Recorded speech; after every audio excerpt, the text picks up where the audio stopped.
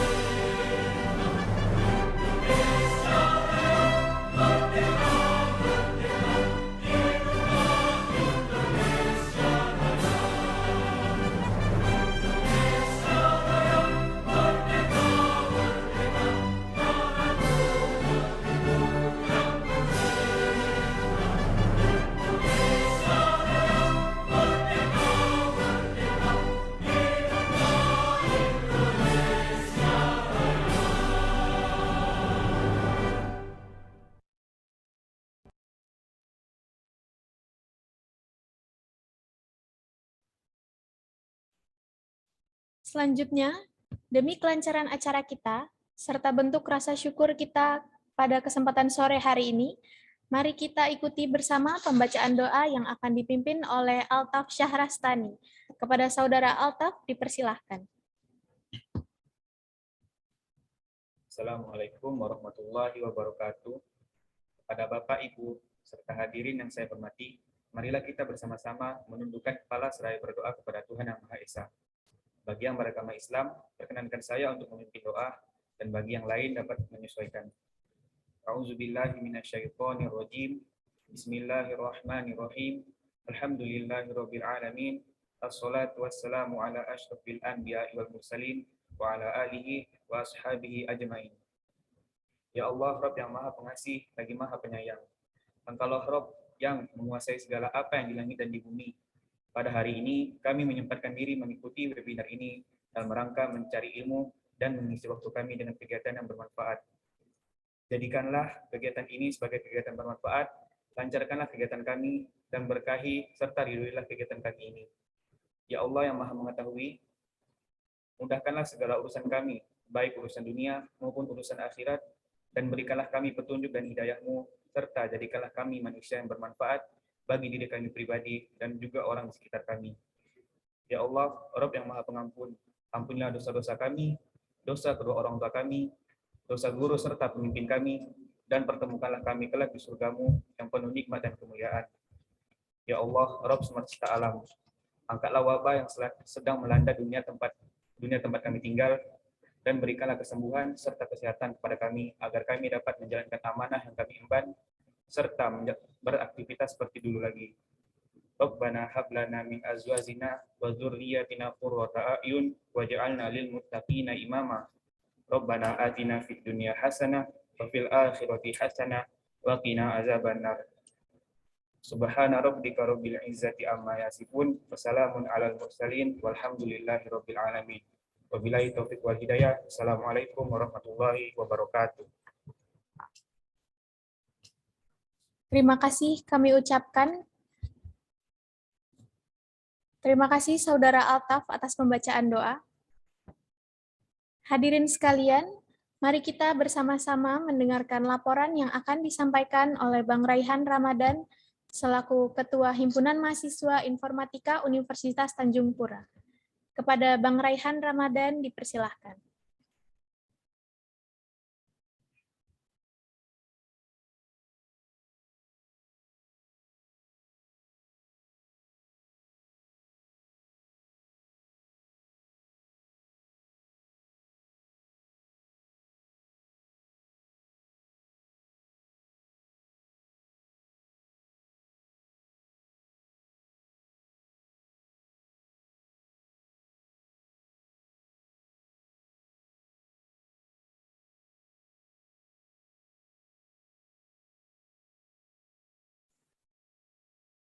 Baik, terima kasih atas waktu dan kesempatannya. Bismillahirrahmanirrahim. Assalamualaikum warahmatullahi wabarakatuh. Selamat sore dan salam sejahtera untuk kita semua. Yang saya hormati, Bapak Dr. Yustolfa, STMT, selaku Ketua Jurusan Informatika Fakultas Teknik Unpad. Yang saya hormati, Bapak Dr. Insinyur Lukas, MHI JSA, selaku narasumber pada webinar nasional hari ini. Yang saya hormati, Bapak Hafiz Muhardi, STMkom, selaku dosen pembimbing HMF.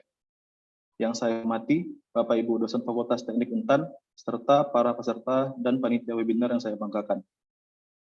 Pertama-tama, marilah kita panjatkan puji dan syukur kepada Allah Subhanahu wa Ta'ala atas nikmat dan karunia-Nya kita dapat hadir pada webinar nasional hari ini dengan keadaan sehat tanpa kekurangan satu apapun.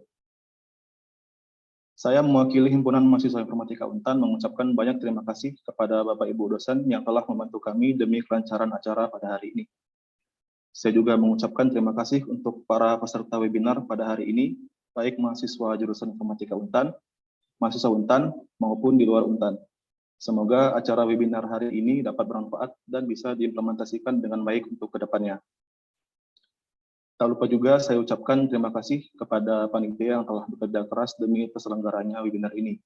Semoga acara ini dapat berjalan dengan lancar tanpa kendala yang berarti. Mungkin sekiranya hanya itu saja yang dapat saya sampaikan, kurang lebihnya mohon dimaafkan. Assalamualaikum warahmatullahi wabarakatuh.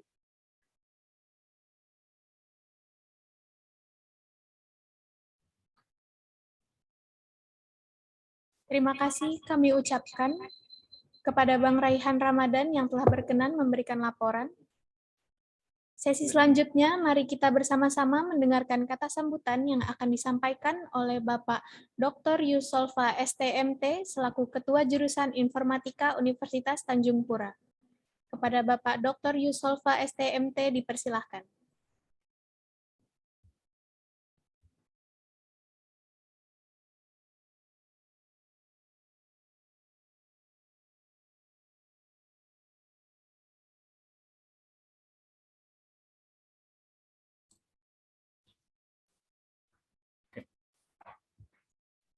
Baik, bismillahirrahmanirrahim. Assalamualaikum warahmatullahi wabarakatuh. Selamat siang, salam sejahtera. Yang saya hormati Dekan Fakultas Teknik Universitas Tanjung Pura yang diwakili oleh Bapak Dr. Purwo Harjono, Wakil Dekan Bidang Kemahasiswaan dan Alumni. Yang saya hormati Bapak Dr. Insinyur Lukas, MAI JISA, selaku narasumber sebagai co-founder Indonesia Artificial Intelligence Society, dan juga beliau Associate Professor di Universitas Katolik Indonesia Atmajaya. Salam kenal Bapak. Saya membaca biodata Pak Lukas ini S1-nya di ITB ya Pak ya, berarti sama dong alma mater. Sama alumni ya. Baik, terima kasih Pak Pak Lukas sudah bersedia menjadi narasumber di kegiatan mahasiswa kami ini, ya. Mudah-mudahan dapat berkelanjutan, khususnya dalam topik-topik AI yang sekarang semakin menjadi tren ke depan, ya. Terima kasih, Pak. Dan juga adik-adik mahasiswa baik yang ada di jurusan informatika maupun di jurusan lain di Universitas Tanjung Pura maupun dari berbagai perguruan tinggi di Indonesia. Saya melihat dari beberapa perguruan tinggi dari namanya, ya, di penamaannya itu, alhamdulillah pesertanya cukup banyak, sampai 110 orang, ya. Mudah-mudahan ini menjadi bekal bagi kalian, ya, mendapatkan ini materi terkait dengan AI dari pakarnya nih, dari Pak Lukas yang merupakan co-founder dari Indonesia AI Society. Saya mengapresiasi himpunan mahasiswa informatika, ada Bang Raihan Ramadan yang telah mengorganisir kegiatan ini. Mudah-mudahan ini saya diinfokan ini kegiatan yang pertama, ya, Pak Lukas. Jadi mungkin ada beberapa seri lagi topik-topik yang terkait dengan yang mungkin inline dengan kondisi saat ini, revolusi industri 4.0 mungkin, atau society 5.0 katanya. Saya juga bingung nih istilah-istilah ini, ya. Mungkin Pak Lukas nih punya ininya nih, apa sih maksud semua ini begitu. Tapi yang jelas, Universitas Tanjung Pura, Pak Rektor, Prof. Garuda Wiko, beliau dalam banyak kesempatan selalu selalu menyinggung terkait dengan AI, ya, terkait dengan AI. Jadi dalam banyak kesempatan agar AI ini bisa dikembangkan dan berkolaborasi dengan bidang-bidang lain, ya. Jadi di Universitas Tanjung Pura ada 96 prodi, ya, ada 9 fakultas. Nah, tentu penerapan dari AI ini ke bidang-bidang yang lain ini justru sekarang yang ditunggu-tunggu begitu, ya.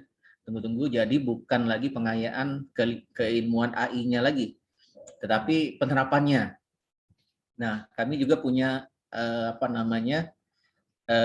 tadi pagi juga launching Smart Village, ya, program MBKM yang juga bekerja sama dengan Telkom, kemudian dengan Kemendikbud juga, yang salah satunya adalah untuk mengembangkan AI bagi pertanian, ya, yang sudah terrealisasi itu untuk aquaponik tanaman anggur, ya. Jadi Pak Lukas di Pontianak ini kan daerah Katulistiwa, ya Pak, ya. Udah pernah ke sini Pak, ya? Atau belum? Belum. Mudah-mudahan nanti belum, ya. Nanti ada kesempatan, jadi dilalui oleh garis Katulistiwa 0 derajat, posisinya tentu panas begitu, ya. Nah, saya sudah bisa membayangkan, sudah bisa compare lah dengan di Bandung, ya. Nah, sehingga panas, sehingga iklimnya ya mungkin tidak bisa hidup tanaman anggur gitu, ya. Tapi kemudian dikondisikan iklim mikronya dengan berbagai macam sensor, akhirnya bisa bisa tumbuh begitu, ya, di salah satu pilot project di salah satu pesantren lah begitu di desa, ya. Nah, ini kan tentu memberikan suatu pencerahan kepada mahasiswa bahwa berkolaborasi dengan bidang-bidang lain dalam menerapkan AI ini menjadi suatu keharusan, ya. Manakala kita tidak memahami semuanya, ya, tidak memahami semuanya. Misalnya bidang kedokteran, ya, bidang kedokteran kita bukan dokter, bagaimana kita bisa mengembangkan AI sementara knowledge base kedokteran kita nggak punya misalnya.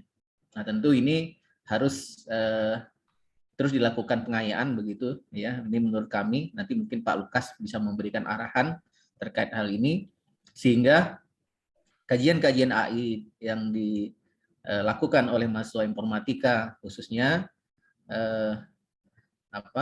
bisa terterapkan ya, bisa terterapkan di masyarakat ya, di bidang-bidang lain ya, termasuk juga mungkin di bidang ini yang pernah disampaikan Pak Rektor di bidang hukum. Kebetulan rektor kami dari Fakultas Hukum ya, bagaimana sekiranya masyarakat terbantukan dengan adanya satu sistem konsultasi gitu ya, konsultasi hukum secara online yang menjawabnya mesin kan begitu. Jadi karena begitu banyak kasus-kasus di masyarakat, masyarakat tidak mampu membayar lawyer ataupun penasihat hukum begitu.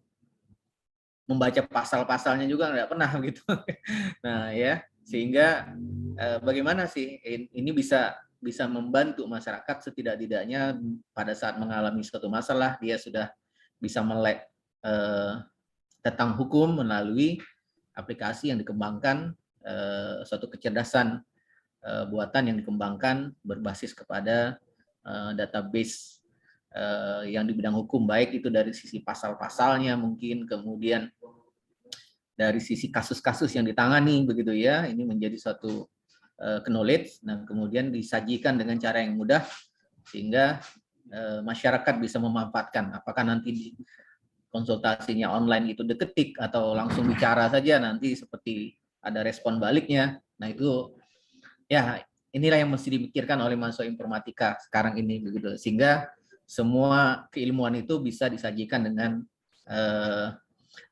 mudah begitu ya, melalui apalagi melalui sekarang zamannya COVID ya, semuanya online ya, tentu melalui internet semuanya bisa diakses begitu. Saya kira ini pengantar dari saya, mungkin lebih banyaknya akan disampaikan oleh Pak Lukas ya, selaku co-founder dari Indonesia AI Society, sampai sejauh mana mungkin secara kelembagaan ya ini bisa berkontribusi bagi misalnya untuk mahasiswa begitu. Apakah mahasiswa nanti bisa bergabung di dalamnya atau ada persyaratan khusus harus sarjana dulu begitu ya. Nah, nanti mungkin bisa Pak Lukas berikan penjelasan. Saya kira ini, terima kasih atas kesempatan yang diberikan. Saya akhiri. Assalamualaikum warahmatullahi wabarakatuh.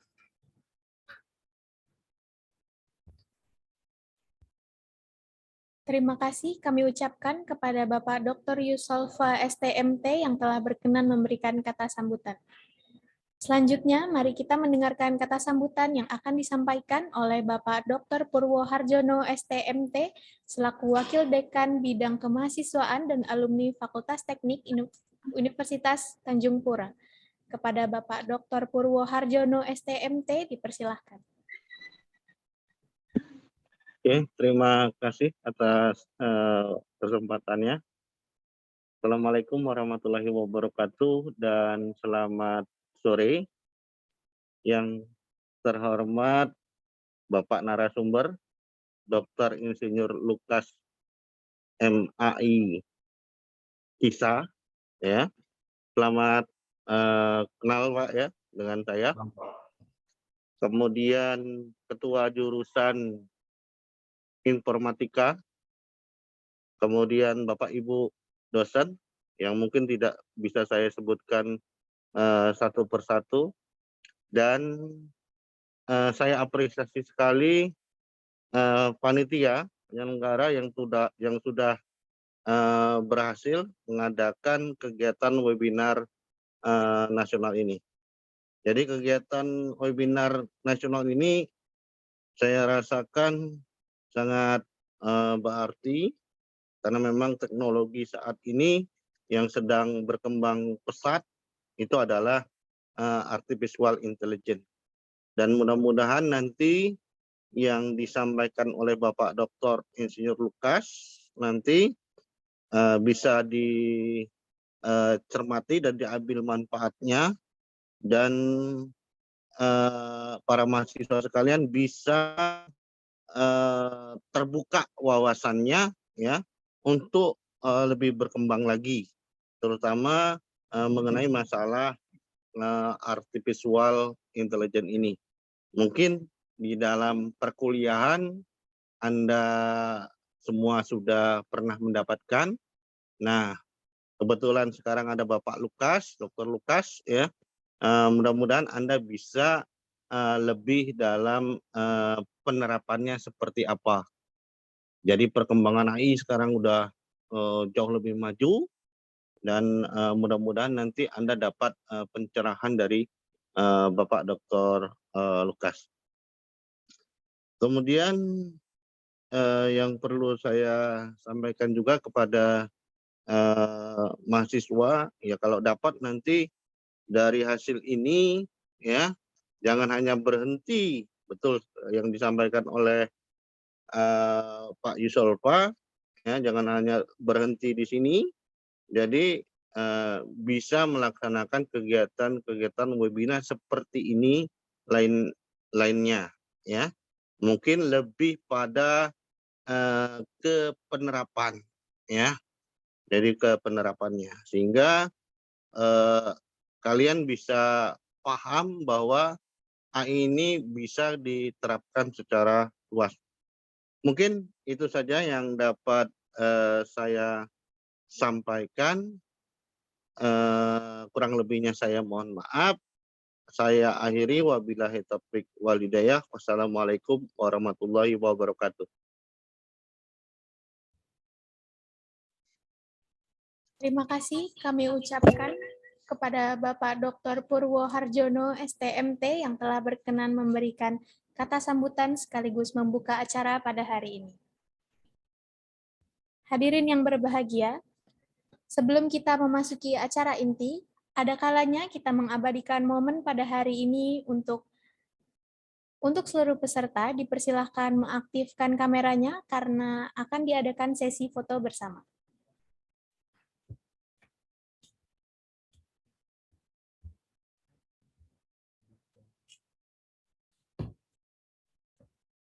Sesi foto bersama akan kita dimulai dari slide pertama. 3, 2, 1.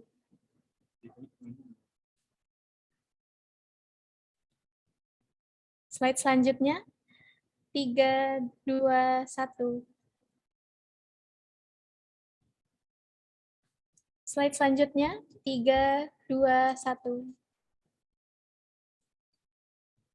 Slide selanjutnya. 3, 2, 1. Baik, yang slide terakhir. 3, 2, 1.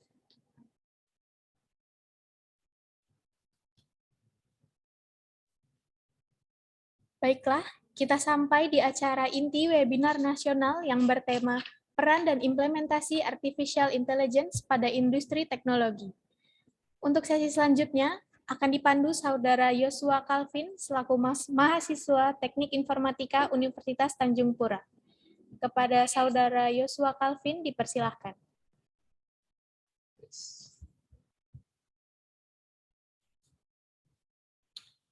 Baik, terima kasih kepada MC. Para peserta yang saya hormati, selanjutnya kita akan masuk ke sesi materi. Untuk sesi materi sendiri akan dipandu oleh saya. Dan untuk lebih mengetahui peran dan implementasi artificial intelligence, pada webinar kali ini, kami mengundang narasumber yang luar biasa untuk membahas mengenai materi ini, yaitu Bapak Dr. Insinyur Lukas, MAI CSA IPM. Namun sebelumnya, perkenankan saya untuk membacakan secara singkat kurikulum vitae dari pemateri kita hari ini. Dr. Insinyur Lukas, MAI CISA IPM, Co-founder Indonesia Artificial Intelligence Society, dan Associate Professor at Universitas Katolik Indonesia Atmajaya. Tempat dan tanggal lahir, Purwokerto, 6 Juli 1973. Riwayat pendidikan, pada tahun 2003, beliau mendapatkan gelar PhD di bidang teknik di Catholic University Leuven, Belgium. Kemudian pada tahun 1998, beliau mendapatkan gelar Master of Artificial Intelligence di Catholic University Leuven, Belgium.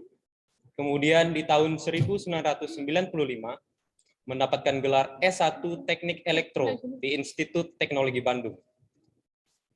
Kemudian pengalaman kerja, pada bulan Agustus 1995 hingga sekarang, sebagai Associate Professor Faculty of Engineering di Universitas Katolik Indonesia Atmajaya, pada September 2007 hingga sekarang, part-time lecturer, Faculty of Information Technology di Swiss German University, kemudian pada bulan November tahun 2010 hingga sekarang, sebagai asesor di Badan Akreditasi Nasional Perguruan Tinggi, dan pada bulan Januari tahun 2019 hingga sekarang, sebagai co-founder Indonesia Artificial Intelligence Society, dan juga yang terakhir pada bulan Juli 2020 hingga sekarang, sebagai Head of Laboratory Atmajaya Artificial Intelligence Base di Universitas Katolik Indonesia Atmajaya.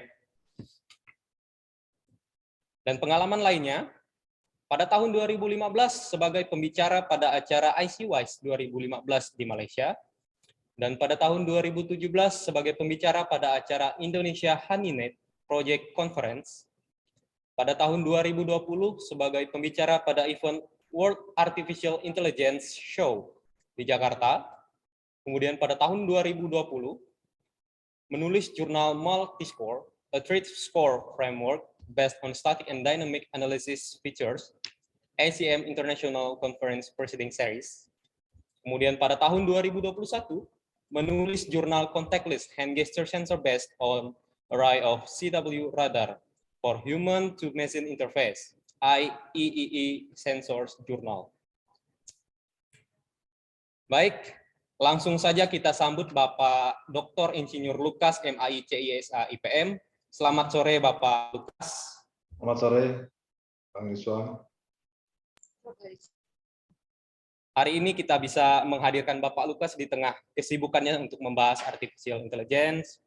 Baik, tanpa banyak membuang banyak waktu lagi, mari kita simak pemaparan beliau dalam 45 menit ke depan. Kepada Bapak Dr. Insinyur Lukas MAI CSA IPM, dipersilakan. Ya, terima kasih Bang Yosua. Yang terhormat pimpinan Universitas Tanjung Pura, khususnya hadir di sini Bapak Dr. Purwoharjono, Bapak Dr. Yusulfa, dan teman-teman mahasiswa dan seluruh hadirin ya. Yang terhormat, sungguh kehormatan bahwa hari ini kita bisa berjumpa. Ngimpi sih saya bisa Kalimantan. Tadi Pak Yusulfa menanyakan kapan ke Pontianak. Semoga lah Pak ada kesempatan. Saya baru sekali ke Kalimantan, baru ke Bontang karena tugas asesor. Lain kali semoga boleh main ke Pontianak juga untuk lihat. Kalau lihat di Google kampus Tanjung Pura, wah saya langsung merinding ya, bagus sekali gitu. Hebat lah maksudnya. Jadi salut, dan acara hari ini menunjukkan bahwa Universitas Tanjung Pura itu meskipun berada di jauh dari Jawa, tetapi sangat fasih dengan teknologi. Bahkan tema yang diangkat, saya pun baca tornya hebat sekali lah, dipikirkan jauh. Tadi beberapa ide yang disampaikan Pak Purwo dan Pak Yus juga menunjukkan bahwa para dosen, pimpinan juga sudah memikirkan bahwa mahasiswa, teman-teman akan dididik dengan baik, diarahkan untuk menjadi sarjana-sarjana yang unggul dalam bidang teknologi. Jadi hari ini semoga saya boleh berbagi juga beberapa pengetahuan saya, pengalaman untuk motivasi teman-teman ya. Oke, izin untuk menyampaikan slide saya. Nanti juga ada beberapa video, semoga bisa menjadi motivasi ya.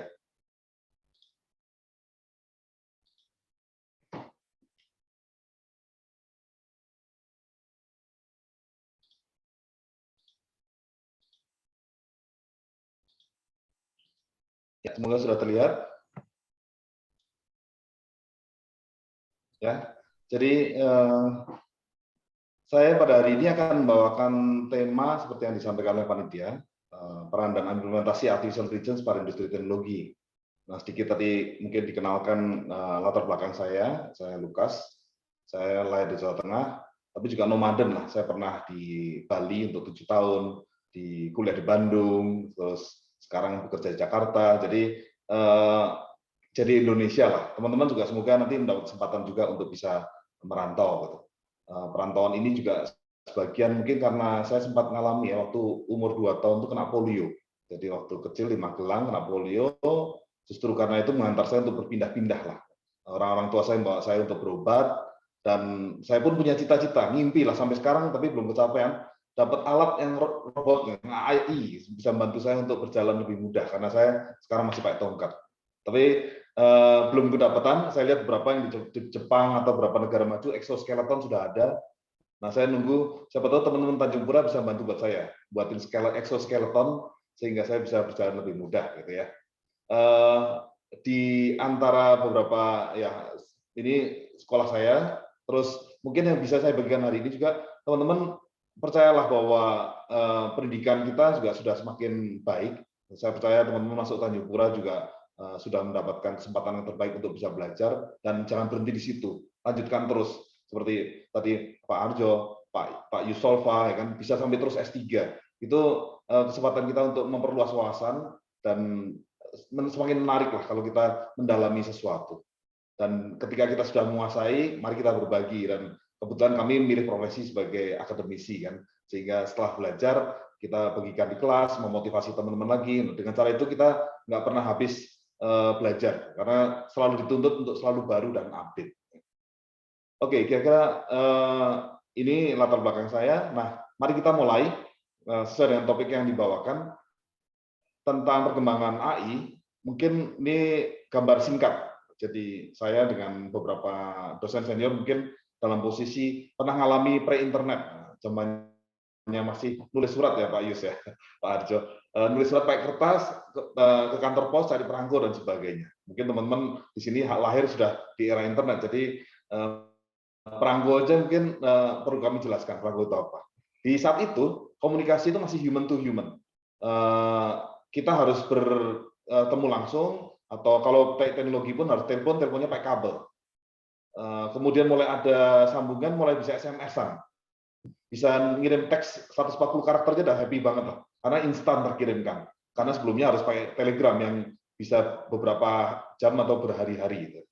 Nah, kemudian di tahun 90-an, maaf, itu mulai ada internet. Di sini mulai ada perkembangan, yaitu disebut sebagai smart network. Ketika komputer-komputer terhubung menjadi satu, maka kita menyebut World Wide Web. Nah, www mulai bisa berkomunikasi lintas negara dengan email, bisa browsing. Ini era ketika saya melanjutkan studi lah. Untuk daftar sekolah, untungnya sudah bisa per email. Kalau enggak, kita harus ngirim suratnya, dan cukup mahal untuk ngirim dokumen ke luar negeri ya. Nah, kemudian sekitar tahun 2000, mungkin kita mulai beralih lagi ke smart platform, Web 2.0. Pada Web 1.0, internet itu bersifat satu arah. Yang ada homepage, kita bisa membaca. Kita bisa menyampaikan informasi, tapi orang hanya membaca satu arah saja. Di Web 2.0 bisa berinteraktif. Kita bisa menyampaikan respon, bisa ngisi guestbook, bisa seperti yang teman-teman sekarang mungkin ya, belanja gitu kan, karena kita sudah berinteraksi. Jadi lewat portal ini mulai ada Internet of Service. Ada e-productivity, e-commerce, ada toko online, ada ini yang kemudian berkembang ke sosial media. Di sini perangkat-perangkat kita tidak hanya ngandalin yang komputer diam, desktop atau laptop, sudah mulai gadget kita. Teman-teman di sini mungkin sudah hidup di era ini, bisa dicek nih, siapa yang nggak punya handphone, pasti ketinggalan berita, seperti manusia purba. Dan yang sangat addicted sih bisa dicek kan, sebelum tidur dan ketika bangun pagi, benda apa yang dipegang. Kalau jawabannya handphone, berarti Anda betul-betul generasi ini. Generasi Internet of People, sangat tergantung dari teknologi. Kalau teknologinya lagi internet mati ya, bukan internet mati. 2 minggu lalu pas WhatsApp, Facebook down gitu, kita langsung kebingungan juga ya kan. Ini gimana nih saya ngomong-ngobrol kan? Karena yang terpikir komunikasi selama ini sangat lancar di situ. Nah, mari kita juga sadari teknologi tidak selalu ada, dan kalau pas ada kendala kita juga harus kreatif bagaimana menggunakannya. Nah, ke depan kita akan maju ke era ini. Jadi teman-teman bersama-sama kita akan masuki era Internet of Things. 2021 ini sudah mulai di banyak negara diimplementasikan mesin to mesin communication.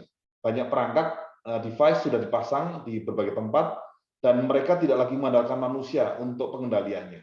Sudah automate. Dia sudah membantu kita untuk memonitor cuaca, monitor lalu lintas, monitor temperatur dan sebagainya.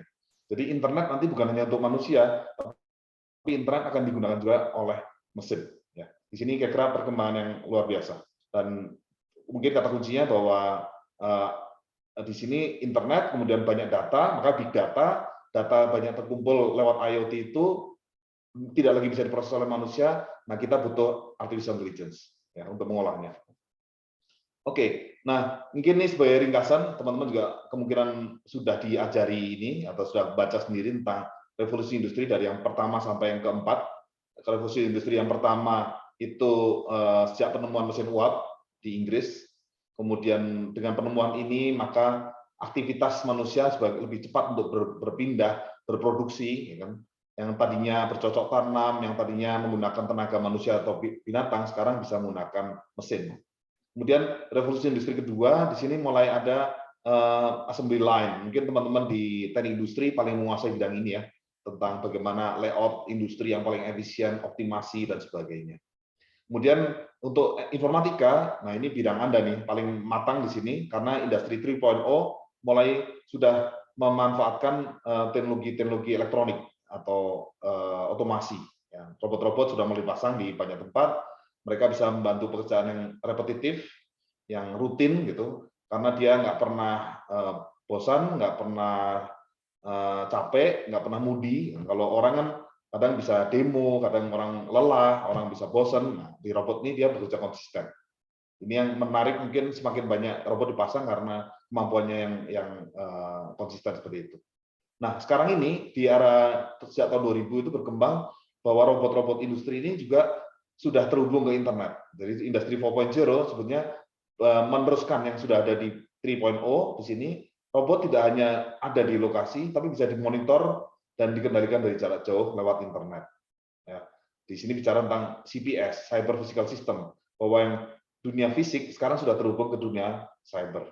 Kita semua yang hidup sehari-hari masih fisik, kita masih menempati ruang, kita masih makan, kita butuh udara dan sebagainya, terhubung ke dunia cyber. Dalam sehari-hari kita komunikasi ya, kita menggunakan gadget kita bisa ngobrol sama teman lewat internet, kita bisa WhatsApp, call, dan sebagainya, belanja juga online, itu sudah menunjukkan bahwa dunia fisikal dan cyber sudah bersama-sama. Nah, untuk istilah industri 4.0 sebenarnya dimulai dari Eropa, di Jerman. Ya, ini istilah industri 4.0 itu dicetuskan di Jerman, yang kemudian di Amerika disebutnya industrial internet. Sementara di Cina, dia membuat istilahnya made in China. Dia punya kepercayaan diri sendiri, dan dia sedang membangun. Ini sangat dekat ya, sekarang 2021. Dan ambisinya ini cukup besar, dan Cina membuktikan bahwa dia sebagai negara yang unggul di dunia. 2025 sebagai negara yang unggul dalam bidang industri, khususnya artificial intelligence. Di Asia secara umum kita sedang bicara smart cities. Mungkin teman-teman juga dengar di Jakarta, Surabaya, Jogja, Semarang, Bandung, dan sebagainya bicara smart cities. Ya. Begitu juga kota-kota Singapura, Bangkok, dan yang lain juga semuanya menuju ke sana. Nah, yang menarik Jepang, tadi Pak Yus Solva juga sudah menyinggung tentang Society 5.0. Jadi kalau Jepang bilang kami tidak hanya concern pada teknologinya, tapi bagaimana teknologi itu berperan dan memajukan manusia, khususnya komunitas, ya, kebudayaan. Dengan adanya teknologi, harusnya teknologi itu membawa kebaikan buat manusia. Dan mereka punya konsep Society 5.0. Nanti saya akan sharing videonya untuk teman-teman bisa lihat ya. Nah, jadi kata kunci penting dalam hal hari-hari ini adalah IoT, Internet of Things, Artificial Intelligence, Robotics, Big Data, dan Blockchain. Mari kita lihat video pertama dulu untuk melihat bagaimana teknologi berperan ya. Apakah suaranya masuk ya? This is a game-changing step into the future of cooking at home. Molly brings you the world's first fully robotic kitchen. The Molly Robotic Kitchen allows you to save time, free up your day from routine cooking, plan and adapt your menu according to different diets and lifestyles. Enjoy international cuisine anytime. Control calories and get cooking tips and recipes from chefs around the world.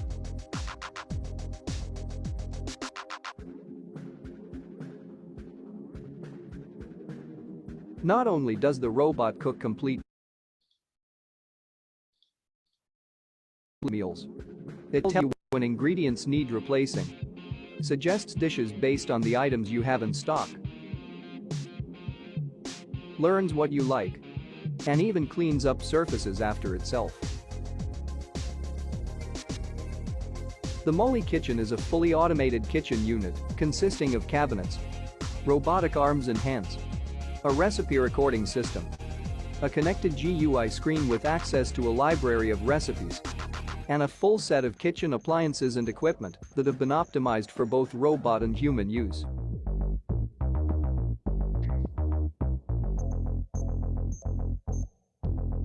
To create your kitchen, you can use Molly's Kitchen Configurator.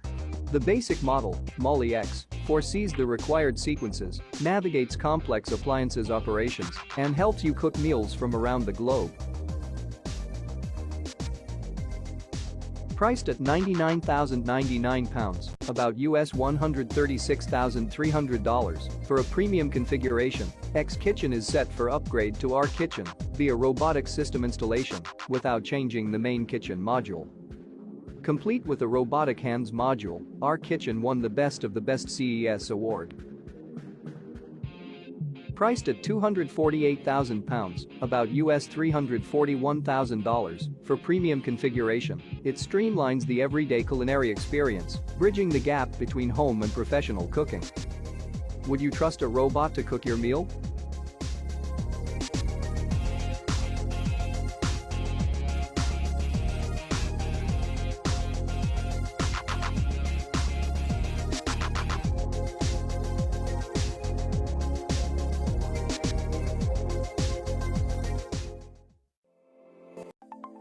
Oke, gitu kira-kira. 2 miliar nih, teman-teman mau nggak beli dan makan dari masakan yang dibuat oleh robot? Konsisten ya, mau pesen 1 piring, 10 piring, 100 piring, rasanya sama dan tampilannya akan mungkin. Itu keunggulannya robot ya kan.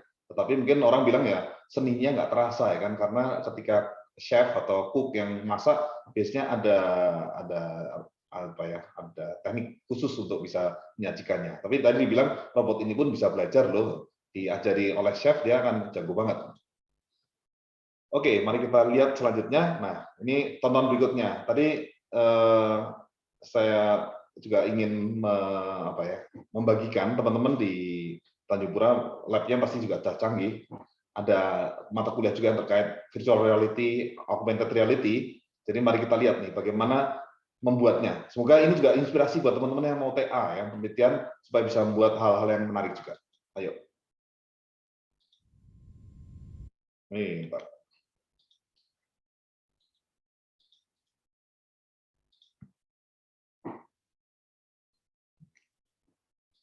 Nah. 戴上就好了。哎，画面动了，我好像在一个房间里面，照片会动，什么情况？我这是在哪？ Where did you come from? 这哥们儿吓我一跳。 Now that you're here, welcome to the Big Apple. You should really enjoy yourself. 哎，这不是时代广场吗？我来过的，我居然从杭州穿越到了纽约。 Time to go. Macy's， 梅西，美国最大的百货商场吧。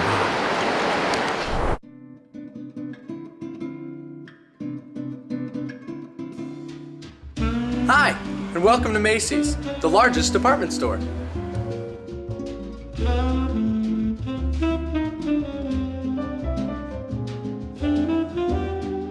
Hey.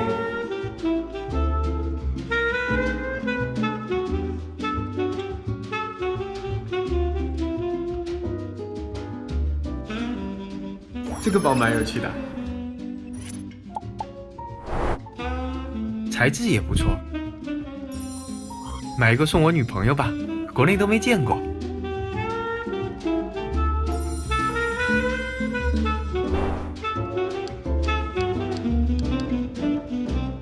搞定。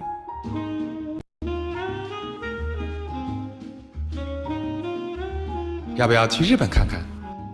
好啊！哇塞 Oke, itu kira-kira. Jadi teman-teman, kalau membuat VR, AR juga sudah bisa nih sekreatif itu, dan semoga bisa membantu juga pemerintah kita untuk membuat pariwisata, 带上就好了。 virtual tourism misalnya, atau virtual education. Saat ini juga bahkan tadi belanja online juga, teman-teman selama ini pakai Shopee, Tokopedia dan kawan-kawan itu kan masih 2 dimensi. Kalau ini belanjanya 3 dimensi, masuk ke tokonya, tengok kiri kanan, pilih dan sebagainya. Ya, jadi mari kita berkreasi dengan teknologi yang ada, dan saya percaya teman-teman bisa. Mari kita lihat satu lagi nih, IKEA. Ini juga sudah dibuat. Mari kita buat, lihat ya.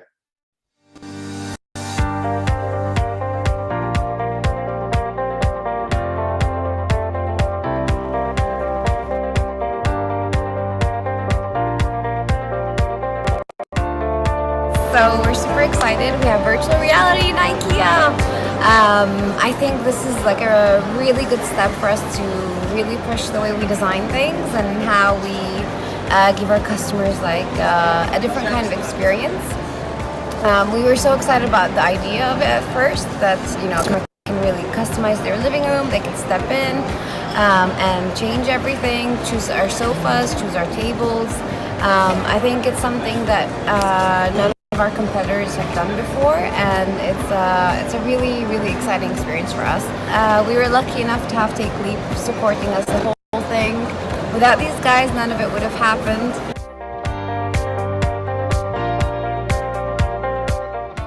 We started to work with Take Leap only 3 months ago. We actually were looking for a company that could help us to enhance the customer experience when they're shopping in IKEA. The reality experience that is super fun and actually helps our customers to understand what our home furnishing products will look like in their own home. Super easy to use, and people enjoy really, really a lot. And then actually they end up buying the product because they can see what it would look like in their home and then feel more comfortable with the purchase.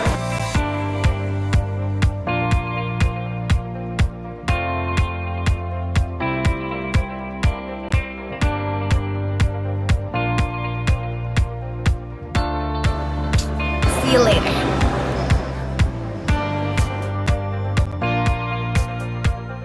Ya, seperti itu kira-kira yang bisa kita lihat aplikasinya di IKEA, juga 3D dan interaktif ya. Kita menggunakan virtual reality. Nah, oke, kita juga bisa melihat dalam di dunia ada perusahaan-perusahaan global yang kita kenal dalam perkembangan AI. Yang paling besar tentunya Microsoft di sini dengan 18.000 paten, IBM 15.000 paten, Samsung 11.000 paten. Kemudian perusahaan-perusahaan lainnya kita bisa lihat sini, Qualcomm, Google, Philips, Siemens, Sony, Intel, Canon. Dan di Asia, Samsung termasuk yang paling maju di Korea Selatan ya, sebagai nomor 3 di dunia. Kita bisa melihat di Indonesia peluang-peluangnya untuk industri manufaktur, baik untuk kesehatan, untuk kedokteran, farmasi, kemudian makanan, minuman, lalu pengolahan energi. Pada Indonesia juga punya banyak kreativitas ya di kerajinan, serta laut kita ya. Di sini ilmu-ilmu kemaritiman kita bisa terapkan AI. Jadi artificial intelligence sebutnya tidak harus teknologinya selalu seperti yang tadi kita lihat di video, tapi bisa di sekitar kita, membantu petani, membantu dari nelayan, terus mungkin perdagangan, membantu polisi untuk meningkatkan keamanan, transportasi dan sebagainya. Nah, di tahun 2020 lalu Indonesia akhirnya bisa hadir dalam peta AI di dunia, karena sebelumnya negara-negara sekitar kita sudah punya, Singapura, Taiwan, Jepang, lalu di Eropa dari India, dari negara-negara di Eropa, Italia, Malta, dan Amerika sebagainya sudah punya peta AI. Sementara Indonesia baru berhasil membuat peta AI tahun lalu 2020, di mana kami di Indonesia AI Society bekerjasama dengan BPPT dan konsorsium membuat dokumen tersebut, dan sudah disahkan, diluncurkan pada tanggal 10 Agustus 2020 lalu di hadapan Wakil Presiden Indonesia. Untuk dokumen tersebut bisa Ibu Bapak teman-teman unduh secara gratis di halaman ini, aiinnovation.id ya. Kalau nanti ada sempat waktu silakan download. Ini bisa kita pelajari bersama, karena ini menjadi pegangan kita dari 2020 sampai 2045. Apa yang istimewa di tahun 2045? yaitu bahwa kita akan merayakan 100 tahun Indonesia atau Indonesia Emas. Diharapkan pada tahun itu teman-teman yang sudah lulus dan bekerja, pada saat itu Anda akan menghasilkan produk-produk maksimal dari karya teknologi. Jadi di dokumen itu diceritakan tentang visi Indonesia 2045 bahwa Indonesia adalah negara yang berdaulat, yang unggul, maju, dan sejahtera. Indonesia punya kesejahteraan di masyarakat, pendidikannya bagus, masyarakatnya sehat, dan pendidikannya baik, ya, sehingga kita juga dalam kondisi aman, damai, dan rukun lah. Nah, untuk dokumen itu sebagai guidelines untuk pemahaman AI ada beberapa aspek, yaitu pertama dari sisi etika dan regulasi, karena etika itu diperlukan untuk mengawal supaya teknologi yang dibuat itu juga akan bermanfaat bagi orang banyak. Karena itu diarahkan bahwa pengembangan AI harus sesuai dengan nilai-nilai Pancasila. Lalu bagian penting, seperti halnya pertemuan hari ini dengan para pelajar, mahasiswa, dari kampus, kita yang paling utama dalam pengembangan AI tentu saja orangnya. Itu yang disebut sebagai AI talents. Kita harus melatih, memberitahukan masyarakat luas tentang apa itu artificial intelligence, bagaimana penggunaannya, bagaimana mengembangkannya, dan bagaimana kita tetap bisa menguasainya.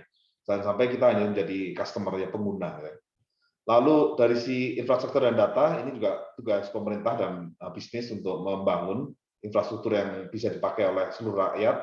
Tentu saja di situ jangkauannya semakin luas. Saat ini pemerintah kita membangun sampai Indonesia Timur, ya kan, untuk Palaparing. Dulu pakai satelit, sekarang pakai fiber optik. Lalu dari sisi regulasi, data juga sedang disiapkan. Semoga tahun ini bisa disahkan rancangan undang-undang perlindungan data pribadi, ya, untuk melengkapi undang-undang lain yang terkait dengan kegiatan berkaitan data. Karena ketika nanti internet, AI dan sebagainya, data itu akhirnya bisa ada di mana-mana. Tanpa kita sadar, sebetulnya segala informasi tentang kita sudah disimpan di internet. Ya, teman-teman kalau pakai HP Android mungkin bisa melihat laporan di Google sendiri bahwa selain Tuhan dan Anda, Google itu tahu Anda kemana saja. Anda nyari search keywordnya apa. Jadi selera Anda, hobi Anda atau apa, Google tahu. Sangat rapi. Itu yang pentingnya. Kita juga tahu bahwa kita sebetulnya sedang di mining, di profiling oleh Google, tapi kita juga harus bisa menggunakan juga pengetahuan tentang data yang mau kita berikan seberapa jauh. Nah, untuk itu kita juga harus mengembangkan kemampuan kita dalam riset dan inovasi, ya, supaya kegiatan ini mengontribusikan, supaya kita tadi sebagai pelajar, sebagai insinyur, sebagai lulusan di bidang informatika, kita juga bisa mengembangkan produk-produk itu. Dan di sini kita nggak sendirian. Teman-teman boleh bergabung di komunitas, baik IAIS atau komunitas lainnya, untuk bisa bersama-sama dalam ekosistem. Karena kita nggak mungkin hanya membuat produk sendirian tanpa pengetahuan yang lain. Seperti halnya kita AI ingin buat aplikasi di pertanian, tentu saja kita harus bekerjasama dengan ahli-ahli pertanian, karena mereka yang tahu sifat tanah, sifat tumbuhan. Kalau kita mau buat aplikasi di bidang maritim, maka kita harus datang ke pantai, ke laut, melihat dan berkomunikasi dengan ahli-ahlinya, sehingga kita buat aplikasi yang bermanfaat dalam bidang itu. Nah, ini framework-nya, mungkin secara ringkas saya sampaikan bahwa yang dirancang atau yang sudah dituliskan dalam dokumen itu untuk mencapai visi Indonesia tahun 2045, yang tidak jauh lagi, 25 tahun lagi, ya, kita merayakan Indonesia Emas. Di situ ada 5 bidang prioritas. Seperti kita tahu, saat ini layanan kesehatan menjadi yang utama, kita harus kuat di situ. Lalu reformasi birokrasi, Presiden kita Jokowi juga menyatakan bahwa AI sangat penting, dan kalau perlu birokrasi eselon 3 dan 4 bisa digantikan AI misalnya. Jadi menunjukkan bahwa pemerintah pun ingin buatnya menjadi lean, lebih ramping, dan harusnya fasih teknologi sehingga layanan kepada masyarakat bisa lebih cepat dan lebih baik. Lalu prioritas lain dalam bidang pendidikan dan penelitian, ketahanan pangan, dan mobilitas atau smart city. Karena kita juga semakin terhubung, maka semakin banyak pergerakan, penjadwalan pun sudah harus dilakukan otomasi, nggak mungkin dirancang oleh manusia. Lalu 4 area fokus, tadi kita sudah sampaikan, etika kebijakan, pengembangan talenta, infrastruktur data, dan riset inovasi industri.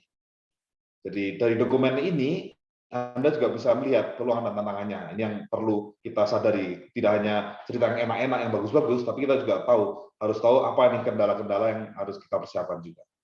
Yang pertama, ini bagian dari inisiatif kami sebagai Indonesia AI Society, terus melakukan sosialisasi, hadir dalam berbagai macam webinar. Kebetulan sejak tahun lalu, hampir tiap bulan saya beberapa kali hadir untuk membagikan pengetahuan ya tentang AI itu apa ke semua pihak, ada dari psikologi, dari kedokteran, dari farmasi, dari pertanian dan sebagainya, karena kita juga ingin semua orang tahu AI itu apa, dan semoga tidak hanya ketakutan karena sebagian mengira bahwa dengan adanya AI nanti profesi kita akan hilang, akan digantikan oleh robot.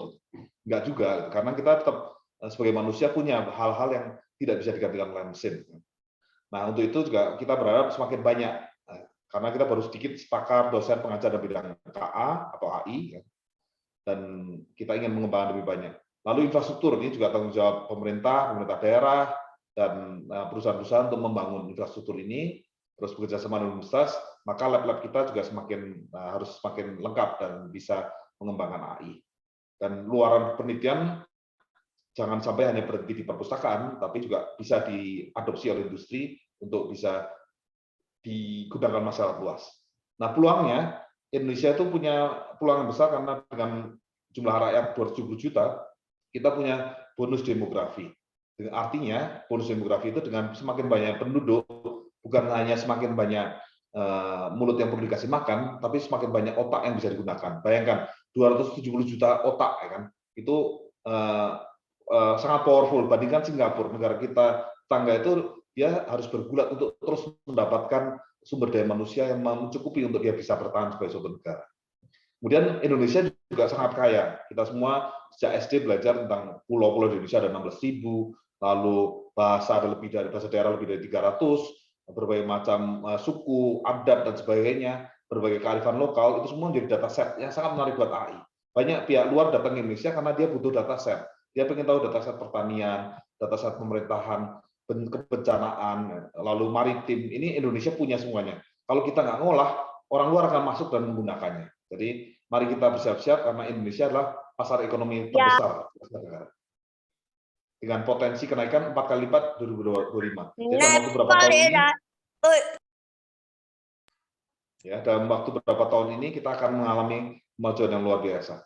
Nah, ini secara singkat mungkin saya bagikan beberapa inovasi AI sudah dimulai, baik misalkan Kode Gido ini startup yang melakukan pendidikan robotik dari anak TK, SD, ya. Ini sudah mulai. Lalu beberapa perguruan tinggi, Telkom, UI, ITB juga membuat buku-buku, menulis buku-buku, membuat learning center. Lalu di BPS, Badan Pusat Statistik mencoba menyatukan data set pemerintah menjadi satu data. Lalu banyak kampus ya, semoga saya boleh berikutnya update nih list Tanjung Pura punya produk-produk AI apa. Yang saya percaya teman-teman dan para dosen juga sudah mulai mengembangkan hal tersebut. Di sini yang saya berhasil peroleh dari Unsyah Kuala, dari Aceh, ITB, UI, kemudian ITS, UGM. Lalu ada beberapa startup lain di Jawa, ya di Jakarta, Jogja, ada yang membuat untuk image processing, Noteflux, ada yang buat chatbot, kata AI, bahasa kita, ini riset AI di Bandung. Kita juga tahu Tokopedia dan yang lain-lain juga membuat chatbot, ya kan. Ada juga ProSehat ini untuk bidang kesehatan, ya membuat platform yang cerdas juga untuk bisa mengolah data pasien untuk bisa memberikan layanan yang lebih baik.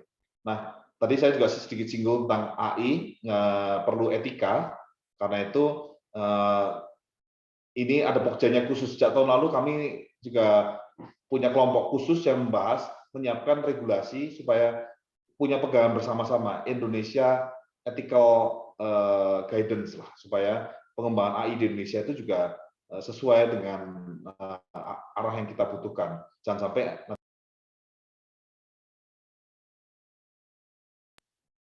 sampai nantinya artificial intelligence dikembangkan tapi merugikan manusia. Jadi contohnya di beberapa negara ada yang mencoba mengembangkan AI ini untuk militer, untuk membuat senjata dan sebagainya. Pernah ada satu kelompok yang sebagai developer mereka demo rame-rame. Kami nggak mau kalau AI ini digunakan untuk militer dan nanti membunuh manusia.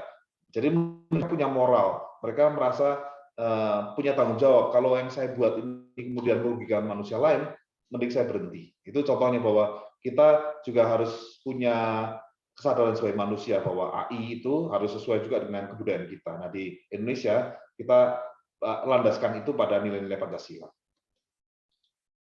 Nah, sedikit perkenalkan diri, Indonesia AI Society berdiri tahun 2019. Sebenarnya cikal bakalnya dimulai dari diskusi tahun 2018, dideklarasikan 24 Januari 2019 di Gedung Indonesia Jakarta. Saat ini komunitasnya sudah lebih dari 500 ya. Ini selama pandemi ini kita banyak ngobrol di WhatsApp. Ada WhatsApp ini terpaksa mentok, kita buat WhatsApp chapter-chapter lain. Seperti bisa lihat ada chapter Jabodetabek, Jabar Banten, Jateng, Jawa Timur. Nah ini lihat nih, AI itu masih ngumpul di Jawa saja. Sumatera baru sebagian, Kalimantan sudah ada. Nah jadi Ibu Bapak, teman-teman, nanti mungkin boleh saya sambungkan dengan koordinator chapter Kalimantan, Ibu Maura dan Pak Eko, ya, di Kalimantan nanti juga semoga Ibu Bapak dosen dan para mahasiswa juga bisa bergabung di situ.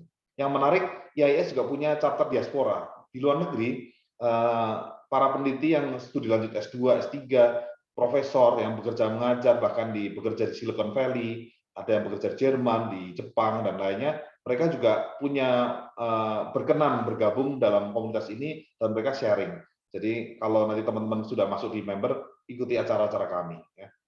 Ini kira-kira pilar-pilar kami, ada yang research, teknologi, dan innovation. Dan kalau kita lihat gambar ini, artinya gini, saat ini kita sedang ada digital wave. Kalau Anda di pantai ada gelombang, itu bisa dilihat sebagai ancaman, ketakutan kita kena gelombang, atau kalau kita punya pengetahuan, keterampilan, maka kita akan menaiki gelombang itu. We ride the wave, berselancar. Nah, selancar dalam bidang gelombang teknologi itu sekarang ini big data, IoT, AI, 3D printing. Kalau kita menguasai ini, maka kita akan naik bersama dengan tingginya gelombang itu. Jangan sampai kita sebagai bagian yang dilibas oleh gelombang itu. Bersiaplah, karena itu kita kuasai teknologi ini. Nah, kegiatan-kegiatan yang lalu kita lewat pertemuan-pertemuan yang offline, ya, berkumpul di tempat di Jogja atau di Jakarta, di Bandung. Nah, sejak tahun lalu pandemi kita banyak online. Justru dengan online cakupannya justru lebih luas. Teman-teman dimanapun bisa bergabung, gitu ya, untuk berdiskusi. Kita bahkan tahun lalu masuk dalam satu task force nasional untuk riset dan inovasi penanggulangan COVID-19. Jadi AI pun bisa digunakan untuk menangani COVID-19, dalam hal ini mendeteksi citra atau X-ray, ya, hasil ronsen dada atau CT scan. AI bisa membantu mempercepat para radiolog. Kita bisa bayangkan di Indonesia ada berapa banyak radiolog, kan? Mungkin hanya puluhan, dan itu ada di kota besar. Sementara COVID ada di seluruh Indonesia. Terus bagaimana caranya? Nah, karena itu di rumah sakit bisa dilakukan scanning, lalu data itu diunggah ke internet. Aplikasi yang dikembangkan ini bisa mempercepat diagnosis. Kemudian nanti dokter tinggal memverifikasi. Oh ya betul nih, pasien ini memang COVID atau bukan COVID, atau ini tingkat keparahannya seperti apa. Dan itu bisa dilakukan lewat teknologi AI. Nah, kita juga sedang mengembangkan untuk buat katalog dari para pegiat AI, Who's Indonesia AI, supaya semua pihak dengan mudah mencari dan menemukan siapa nih pegiat AI di bidang voice, siapa yang meneliti di bidang image processing atau robotik atau yang lainnya. Kalau sudah punya katalog, maka lebih cepat. Kita juga mengadakan kegiatan seminar serta publikasi. Nah, satu slide terakhir, semoga masih punya waktu ya, minta izin Mas Bang Yusua ya. Ini teman-teman tadi Pak Yusofa juga sudah menyebut tentang Society 5.0. Film ini dibuat di Jepang, makanya di sini 2000XX ya. Kita nggak tahu nih X-nya tahun berapa, apakah 2022 atau 2030. Tapi ini yang dibayangkan bahwa teknologi harusnya bukan hanya kita lihat teknologinya, tapi Jepang sudah bicara society-nya. Apa yang terjadi ketika dunia sudah punya teknologi yang begitu maju, baik bisa mengakses dari jarak jauh, bisa berkomunikasi lintas bahasa dengan mudah, dan seterusnya. Mari kita nikmati video ini ya.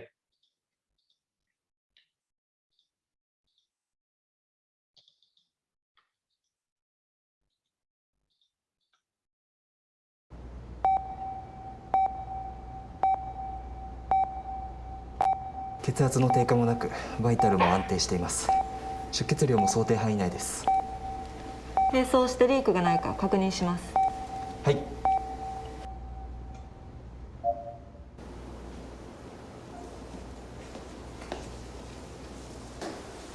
Ini teleoperation, operasi pun pakai teknologi, pasiennya di negara lain, bahasanya juga beda. Pil robot gitu, kapsul robot yang dikendalikan dari jarak jauh. هیچ مشکلی پیش نیامد مادر. همه چیز خوب پیش رفت. خیلی ممنون. من ترسیدم مریم. خیلی بهت افتخار میکنم پسرم. Yang disebut teleoperation. پسرم مریضیت از بین رفت. Mercy Japanese doctor. Mercy Japanese doctor.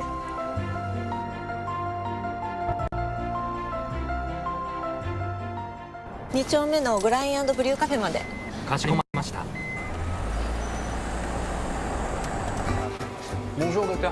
Ah, 你好你好你好。Vous avez fini plutôt tôt aujourd'hui. お昼にいくつか手術が続いたからもう今日は夕方で終わりなんです。那样我们不就可以有时间喝杯咖啡聊个天什么的，对不对？ Attends, peut-être que son mari l'attend à la maison. 啊，对，好不容易能早点回家，我们聊这些有的没的。それならよかった。今 3D プリンターを使った再生医療の話題で盛り上がっていたところなんです。ぜひドクターの意見も聞いてみたい。本当にいいタイミングで来てくれました。こんにちは。なんだか楽しそうですね。僕も入れてくださいよ。ねえ、話が長いよ。もう行こうよ。僕は早く公園で遊びたいんだ。 Nanti mungkin bahasa peringatan juga dari malam LAI.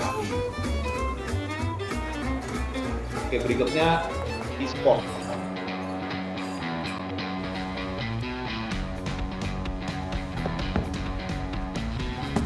Gambar.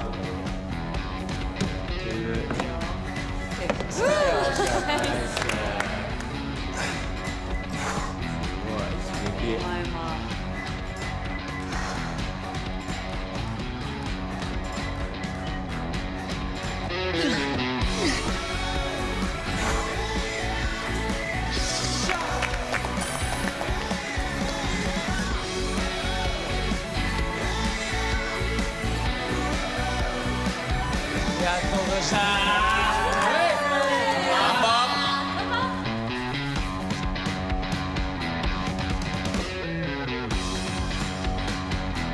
吐いて左手マット。はい。胸開いて両手耳の横に伸ばす。膝裏しっかりと伸ばして指先も。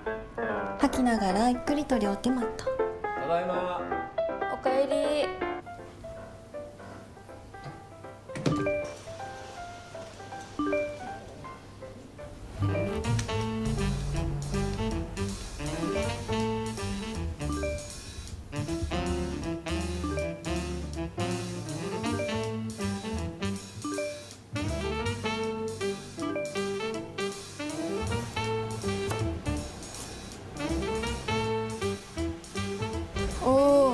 なかなか美味しそうだね。美味しいよ。ちょっと待ってね。はーい。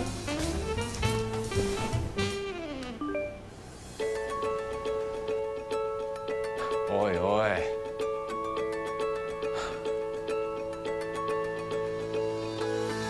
Rumahnya dari Kuala Lumpur dulu itu perjalanan mulai industri 3.0 4.0 mulai internet. Kita akan masuk ke Steady 5.0.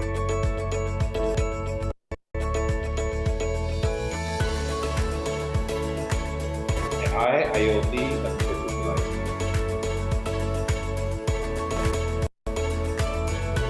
AR juga di situ ada.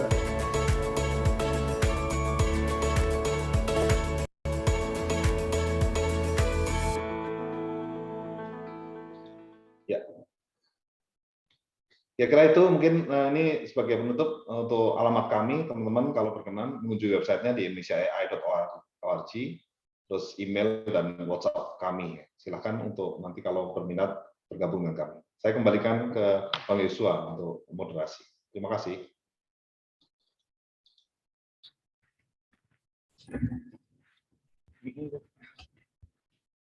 Baik.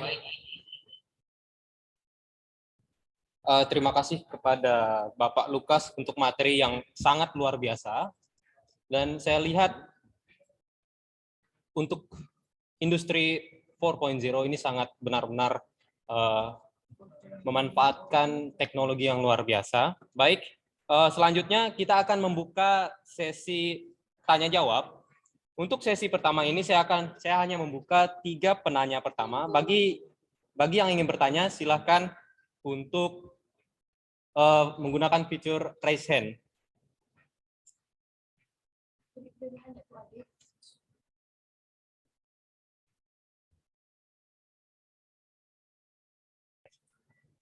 Oke, ada Muhammad Fatur Rahman.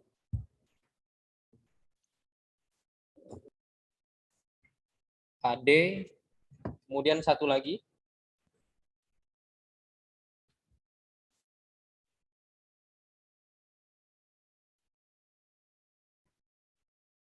Nunggu yang penanya yang lainnya, kita langsung saja kepada Muhammad Fatur Rahman untuk menyampaikan pertanyaannya via on mic. Tes suara saya kedengaran. Silakan untuk Fatur Rahman. Kedengaran suara saya? Oke, selamat sore Pak Lukas dan teman-teman semuanya. Kenalkan, nama saya Muhammad Fatur Rahman atau Fatur. Saya di sini sebelumnya baru melihat dokumen yang tadi Bapak sebarkan, yaitu mengenai strategi nasional kecerdasan artifisial. Terus ya saya bersyukur Bapak selaku tim penyusun di rencana strategi nasional tersebut, dan saya sedikit membaca bagian bab 3, yaitu bagian etika dan kebijakan. Nah, saya ingin bertanya Pak, ini mungkin agak skeptis mungkin ya, tapi menurut Bapak berapa lama masyarakat Indonesia itu bisa istilahnya tuh bisa menggunakan teknologi AI yang secanggih seperti yang tadi Bapak tontonkan di video, seperti yang digunakan di perusahaan IKEA atau yang di lain, atau bahkan yang seperti di video yang Jepang yang Society 5.0 tersebut. Itu tuh menurut Bapak masyarakat Indonesia itu tuh berapa tahun lagi bisa bisa menggunakan teknologi tersebut, Pak? Sekian, terima kasih.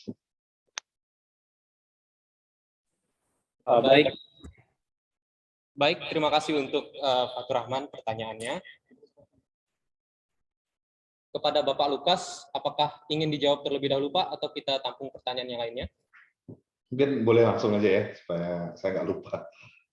Tapi pertanyaan ini juga semoga mewakili pertanyaan-pertanyaan yang lain terkait ke tadi. Terima kasih Bang Fatur langsung mengecek juga dokumennya dengan teliti. Teman-teman juga nanti itu saya kasih linknya untuk bisa membaca. Sangat menarik bahwa yang diangkat isunya adalah tentang Indonesia. Sebetulnya Indonesia ini siap enggak ya? Kalau kita lihat negara lain, Singapura sudah sangat maju, Jepang luar biasa. Nah, teknologinya sebetulnya kita bisa kembangkan, teknologinya bisa kita beli. Ya.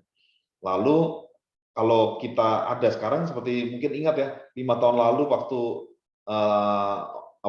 istilahnya ojol ya, ojek online gitu, itu ditentang sekali karena orang kaget lah, disrupsi kan, yang tadinya pekerjaan sudah aman, nyaman, tiba-tiba ada teknologi, dan dianggap teknologi itu mengambil alih, sehingga terjadi gesekan, sempat penolakan di beberapa kota di Indonesia.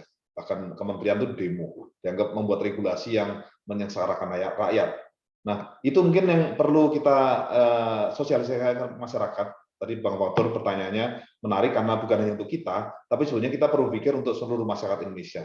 Banyak masyarakat Indonesia yang mungkin kurang mengikuti perkembangan berita-berita dari televisi pun mungkin lebih banyak hiburannya yang diikuti dibandingkan berita-berita tentang teknologi, regulasi, sehingga terkaget-kaget ketika tiba-tiba ada teknologi ini, nanti dianggap teknologi ajaib dengan teknologi yang tidak bisa dijelaskan kan, kok tiba-tiba ini bisa dikerjakan oleh operasinya dari Jepang ya, mana mungkin kan gitu bisa. Padahal ya internet sudah ada, peralatannya sudah canggih, bisa seperti itu. Nah, kemarin kalau boleh share, tahun lalu pun kami mengalami kendala seperti itu. Pada waktu di Task Force TFRIC 19, kami mencoba mendapatkan data pasien COVID-19 di Indonesia, itu susah sekali. Padahal kita memang kan tanggung jawab kita sama ya, kita sedang berperang melawan pandemi. Kami dari AI ingin buat aplikasinya, tetapi ternyata sebagian pihak melihat itu sebagai ancaman atau ketakutan gitu, sehingga data tidak diperoleh. Kami akhirnya dapat datanya dari Italia, Cina, Amerika untuk membangun aplikasinya. Sambil yang di Indonesia kami butuh surat menyurat, datengin dan sebagainya, akhirnya baru dapat. Jadi betul sekali bahwa masalah yang perkembangan teknologi seringkali kesiapan masyarakat. Nah, kalau dalam kurva teknologi sebutnya pilihan. Kita mau berada di mana? Apakah leading edge, kita yang berada di depan, kita yang belajar dan kita yang mengembangkan, atau kita di tengah-tengah, me too, ikut-ikutan, ya saya juga gitu. Atau yang belakang, late adopter. Late adopter itu mengadopsi tapi terlambat. Setelah semuanya pakai, ya semuanya aman, baru kita pakai juga ya. Ya dalam hal itu mungkin aman. Tetapi dalam hal lain, kita menjadi yang tertinggal. Yang lain sudah maju, sudah pakai kemana-mana, sudah banyak kenyamanan yang dialami, banyak nyawa sudah diselamatkan, kita masih belum punya teknologinya. Karena kita nunggu yang lain dulu. Lihat Malaysia dulu, lihat Filipina dulu. Nah, kita berharap tidak seperti itu. Kita punya negara yang besar. Bayangkan, di Asia Tenggara, ASEAN, kita itu nomor 1. Harusnya dalam banyak hal, kita menjadi teladan, kita menjadi percontohan bahwa sukses story itu ada di Indonesia. Harusnya Malaysia, Filipina, Singapura harusnya belajar dari Indonesia. Sampai kapan kita mau ketinggalan dari Singapura? Negaranya kecil sekali kok, ya kan? Bayangkan kalau kita rame-rame seluruh Indonesia datengin Singapura, Singapura bisa tenggelam, gitu kan? Ya, 270 juta. Jadi maksudnya kita kadang-kadang lihat Singapura udah maju ini, karena mereka sadar negara kecil dan kami harus berjuang. Akhirnya dia setiap hari berpikir untuk maju. Masyarakatnya pun didorong untuk sadar. Kalau kita diam saja, kita dilibas. Ya. Karena itu saya setuju dengan Mas Fatur. Mari kita siapkan, gunakan peran kita di masyarakat juga. Jangan pengetahuan itu untuk kita sendiri. Kalau ada kesempatan di keluarga ngobrol-ngobrol, ceritakan. Ada loh teknologi semacam ini loh. Kalau pas sama teman-teman yang mungkin belum update, bagikan juga pengetahuan ini supaya semakin banyak masyarakat tahu tentang teknologi ini. Oke, tapi kita juga jujur ya, teknologi itu punya dua sisi, antara manfaat dan risiko. Kita semua tahu manfaat dan risiko dari api, dari pisau. Ya, teknologinya netral, tapi siapa yang megang? Untuk manfaat apa? Jadi kalau kita lihat teknologi itu nanti, teknologi itu jahat, internet ini nanti buat nipu orang, internet ini buat apa? Ya bisa, kalau orang jahat yang menggunakannya. Karena itu harus lebih banyak lagi orang baik yang menguasainya dan menyadarkan banyak hal untuk berhati-hati. Mungkin jawaban saya singkat itu. Tentang waktu sih saya nggak bisa memprediksi tepat ya. Tapi seperti Bang Fatur lihat ya, dalam roadmap kita melihat bahwa 2045 Indonesia harusnya sudah leading dalam bidang itu. Kita sudah hari-hari ini kalau bisa lihat di berita-berita AI Indonesia maju. Banyak pusat-pusat riset melakukan itu, pemerintah juga sangat mendukung. Jadi optimis bahwa kita akan 2045 Indonesia menjadi termasuk yang leading dalam bidang artificial intelligence. Terima kasih. Baik, terima kasih untuk jawaban dari Bapak Lukas. Saya harap sudah begitu jelas ya, Saudara Fatur. Siap, terima kasih Pak. Oke, selanjutnya penanya yang kedua yaitu Ade Sofian Hadi dari UNRAM. Dipersilahkan Bang Ade. Baik, terima kasih banyak atas kesempatannya Kak. Perkenalkan nama saya Ade Sofian. Yang saya ingin tanyakan itu Pak, sejauh mana sih keefektifan AI dalam dunia medis gitu? Seperti yang telah tadi disebutkan Pak. Mungkin itu saja moderator, terima kasih banyak. Ya, oke. Bang Yusuf, izin ya, saya masih jawab ya. Ya, pertanyaannya ada di kolom komentar. Saya mau izin bacakan ulang ya Pak. Oke. Sejauh mana kekurangan artificial intelligence dalam dunia medis seperti yang disebutkan tadi Pak? Baik, silakan Pak untuk menjawab.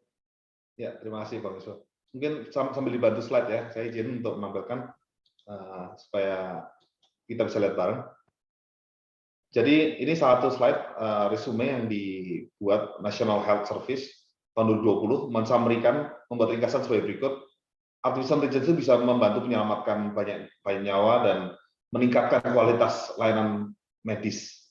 Misalkan di Inggris, di situ ada penelitian bahwa dengan menerapkan artificial intelligence, diagnosis kanker itu sangat maju. Kalau manusia kan para pakar atau para spesialis itu biasanya sudah harus menempuh pendidikan pelatihan puluhan tahun, ya kan? Anda tahu kan, sarjana, expert, kemudian spesialis, kemudian jadi itu minimal 30 tahun. Dan setelah 30 tahun nanti ada saat dia semakin senior, mungkin ingatan ke telitian dan sebagainya, manusia juga punya keterbatasan. Nah, dengan teknologi hal-hal yang kecil pun bisa didiagnosis lebih baik, ya, dibantulah. Jadi dalam hal ini data di Inggris sebenarnya 20.000 May Prevent. Jadi kasus-kasus bisa dideteksi lebih awal. Terus yang penelitian yang lain, riset-riset kimia farmasi menggunakan simulasi in silico. Selama ini kan ada yang in vitro, in vivo. In vivo itu di tubuh makhluk hidup, in vitro itu di tabung gelas. Nah, sekarang sudah ada in silico, simulasinya menggunakan komputer. Dengan cara ini bisa dikembangkan macam protein, obat dan sebagainya jauh lebih cepat karena paralel ini. Lalu dalam bidang ini untuk prediksi serangan jantung, ini sudah bisa riset dari Google menunjukkan bahwa AI bisa membantu sampai dengan 70%. Di mamografi, ini deteksi kanker di payudara wanita, itu bahkan 1 piksel saja dia bisa mendeteksi. Kalau mata manusia mungkin kan lihat X-ray, ya, hasil ronsen bisa juga sedikit silap ya, silap mata gitu. Tetapi kalau AI, semua piksel kan diperiksa. Ada 1 piksel kecil aja menunjukkan ada indikasi adanya kanker, itu langsung bisa memberi tanda ada. Sehingga dengan tampilan ini dokter-dokter akan terbantu. Jadi bukan perangkat ini menggantikan dokter, tapi membantu seperti halnya stetoskop.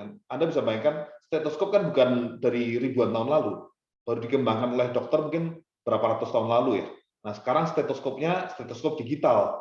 Jadi dengan perangkat AI, dokter itu bisa memeriksa pasien jauh lebih lengkap, bahkan lebih teliti. Dokter kemudian menggunakan pengetahuannya dia melihat kondisi pasien dan membuat diagnosis lebih ketat. Mungkin satu lagi contoh ini yang menarik juga untuk robot pembedahan. Tadi juga ditunjukkan dalam film itu robot bedah teleoperation. Nah, di robotic assisted surgery, bayangkan ya, dokter membedah itu ya, saya sendiri belum pernah masuk ruang bedah ya, tapi teman-teman bisa bayangkan ya, dokter bedah itu betapa lelahnya. Dia harus matanya tajam, membedah, membuat sayatan, membongkar, melihat ya kan, dan itu dikerjakan berjam-jam. Nah, kalau dibantu dengan robot dengan akurasi tinggi, dexterity kan, kalau orang kan ada tangan kanan, tangan kiri kan, kalau robot kan nggak masalah, dia mau diputar kiri kanan gitu dia nggak ada kendala, dia tetap terampil. Kemudian dengan robot juga bisa lebih akurat, sayatannya tidak perlu 2 cm bisa, cukup 1,5 cm, sehingga si pasien juga tidak merasakan sakit lebih lama, lebih cepat pulih juga gitu, dan pemeriksaan di dalamnya lebih teliti. Ini contohnya, jadi dalam banyak hal AI dalam bidang medis akan semakin baik. Mungkin angka-angkanya sekarang ini tadi pada kisaran 70% dan sebagainya, tapi terus meningkat gitu, Bang Ade. Terima kasih. Baik, terima kasih untuk Bapak Lukas jawabannya. Bagaimana Saudara Ade, apakah cukup jelas? Baik, Kak, saya rasa sudah sangat jelas. Terima kasih banyak, Pak, atas jawabannya. Ya, sama-sama. Oke. Kita masih ada waktu untuk pertanyaan-pertanyaan. Dipersilahkan bagi teman-teman yang ingin bertanya untuk raise hand terlebih dahulu. Kemudian kita akan mengarahkan. Baik, langsung saja. Yang pertama ada Saudara Ricky Andreas dari Universitas Tanjung Pura. Dipersilahkan Saudara Ricky untuk bertanya. Oke, terima kasih Saudara Yosua. Selamat sore Pak Lukas. Perkenalkan saya Ricky Andreas dari Universitas Tanjung Pura, Pak.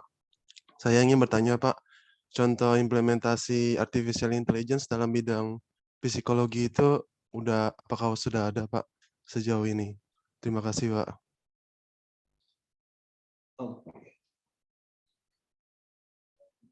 Pak Yosua, boleh langsung saya jawab?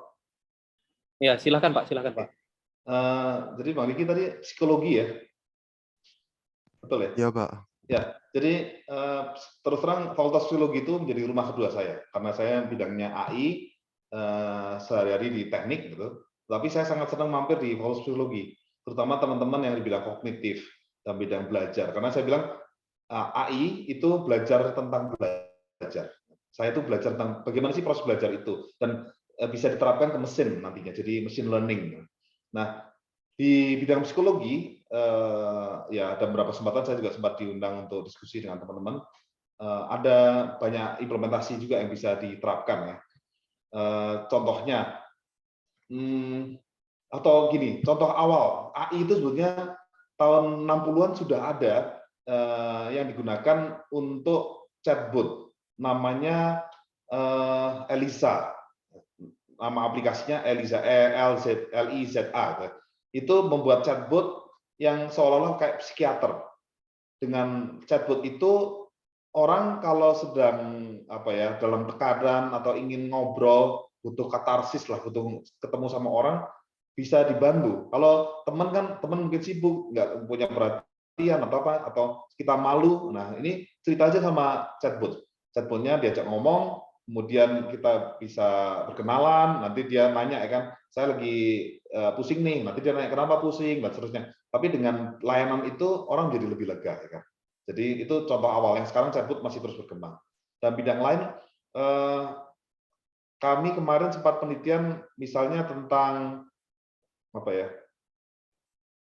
Kalau yang psikologi yang saat ini bisa segera diterapkan, mungkin teknologi untuk membantu psikologi memetakan kognitif gitu. Jadi aturan lalu lintas misalnya menyatakan bahwa orang nggak boleh pakai mobile phone ketika mengemudi. Tapi ada nggak landasan teorinya atau landasan akademiknya, kajian akademiknya? Nah, karena kami melihat ada peluang di situ, kita melakukan penelitian. Jadi di situ dibuat kamera monitoring, lalu mendeteksi subjeknya, dibuat simulator, dia mengemudi misalnya. Nah, dari situ direkam, kemudian diamati dari robot itu atau dari AI itu mendeteksi mata, lihat apakah dia mengawati dengan benar atau dia berpindah, yang gaze in, gaze out lah dari pandangan matanya. Dari situ juga kita mulai bisa memahami manusia. Ternyata, nah ini yang menarik ya, Mbak Riki, teman-teman, orang Indonesia itu ternyata jago banget. Penelitian kami mengira bahwa dengan nyetir sambil main HP itu tingkat kecelakaan tinggi. Ternyata kami nggak berhasil dapat signifikan. Ternyata orang Indonesia itu nyetirnya jago sambil nyetir ini, tapi dia sudah siap-siap nginjak rem.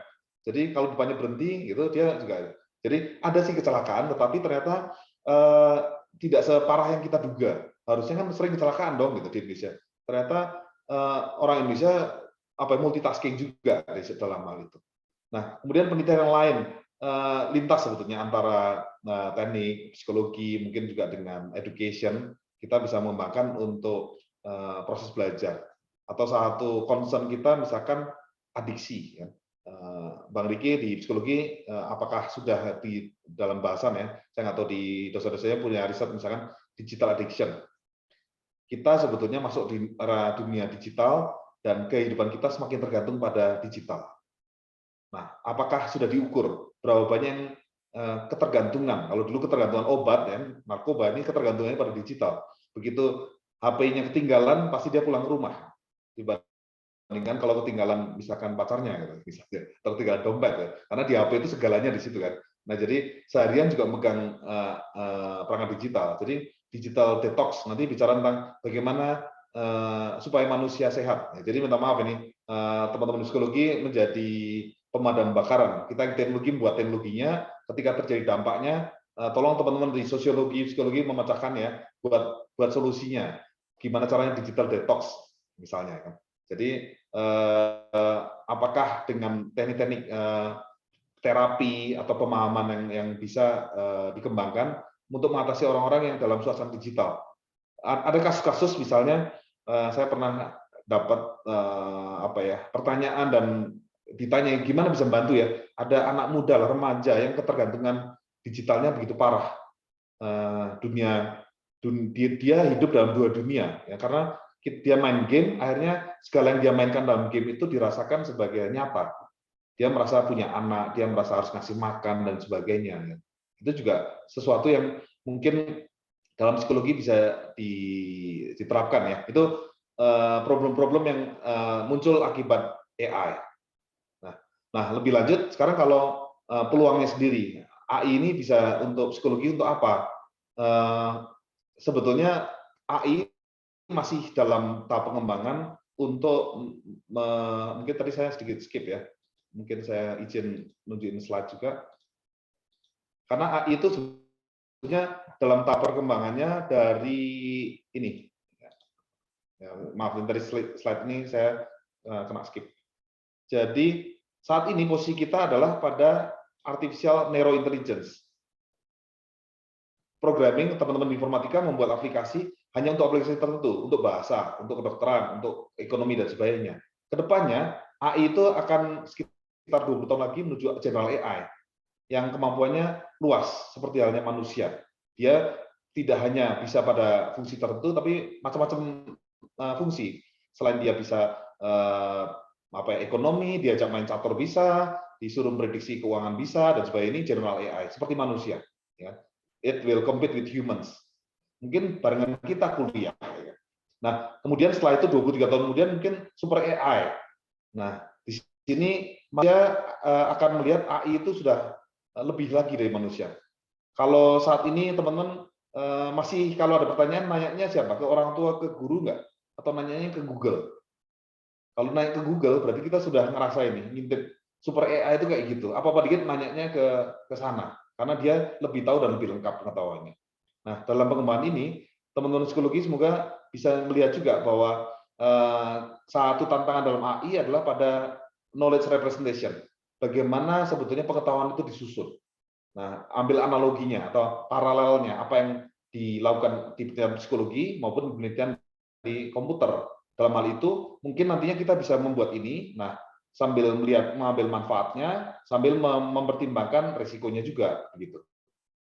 Ya, jadi sebetulnya ada banyak hal yang bisa kita eksplor, teman-teman, untuk AI ini sambil membantu dalam bidang profesi tadi, baik untuk teman-teman yang masih belajar, bekerja dalam profesinya, ataupun membantu melayani masyarakat. Kalau tadi dokter dibantu dengan tools artificial intelligence sehingga diagnosisnya lebih kaya, karena seluruh database ada di AI juga, begitu juga mungkin psikologi, segala macam kasus, kalau di psikologi itu apa, DSM ya misalnya, untuk anomali di clinical, mungkin database itu juga akan ada di AI sehingga diagnostik dan membantu manusia lebih lengkap. Selama ini layanan kesehatan itu kan sifatnya mungkin pendek ya, ketemu dokter, nah dokternya harus mengeksplorasi dulu, nanya dulu dan sebagainya. Dengan adanya AI, database, big data, sebetulnya pengetahuan tentang pasien itu sudah dimiliki. Ya teman-teman ada yang pakai ini nggak jam, misalkan smartwatch, sehingga kondisi kita sebenarnya sudah direkam, tekanan darahnya, oksidasi dan sebagainya, aktivitas kita. Sehingga ketika ketemu dokter tuh sudah tahu kondisi kita. Oh Anda suka olahraga ya, oh tekanan darah Anda cenderung tinggi. Nah, begitu juga psikologi. Mungkin sudah ketahuan bahwa selama ini karakternya apa temperamental, apakah melankolik dan sebagainya, sehingga psikolog ketika memberikan layanannya pun bisa lebih cepat dan lebih baik gitu. Ini mungkin begitu dulu yang saya bisa sampaikan. Semoga menjawab. Terima kasih. Baik, terima kasih Bapak Lukas atas jawabannya. Pertanyaan selanjutnya kepada Saudara Raden Mas Garda dari UGM.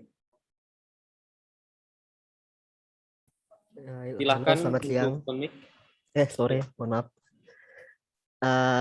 Saya izin bertanya, Pak. Kira-kira misalnya saya ingin berkecimpung di dunia AI ya. Itu apa yang pertama kali harus saya lakukan? Nah, gitu aja sih, Pak. Terima kasih. Baik.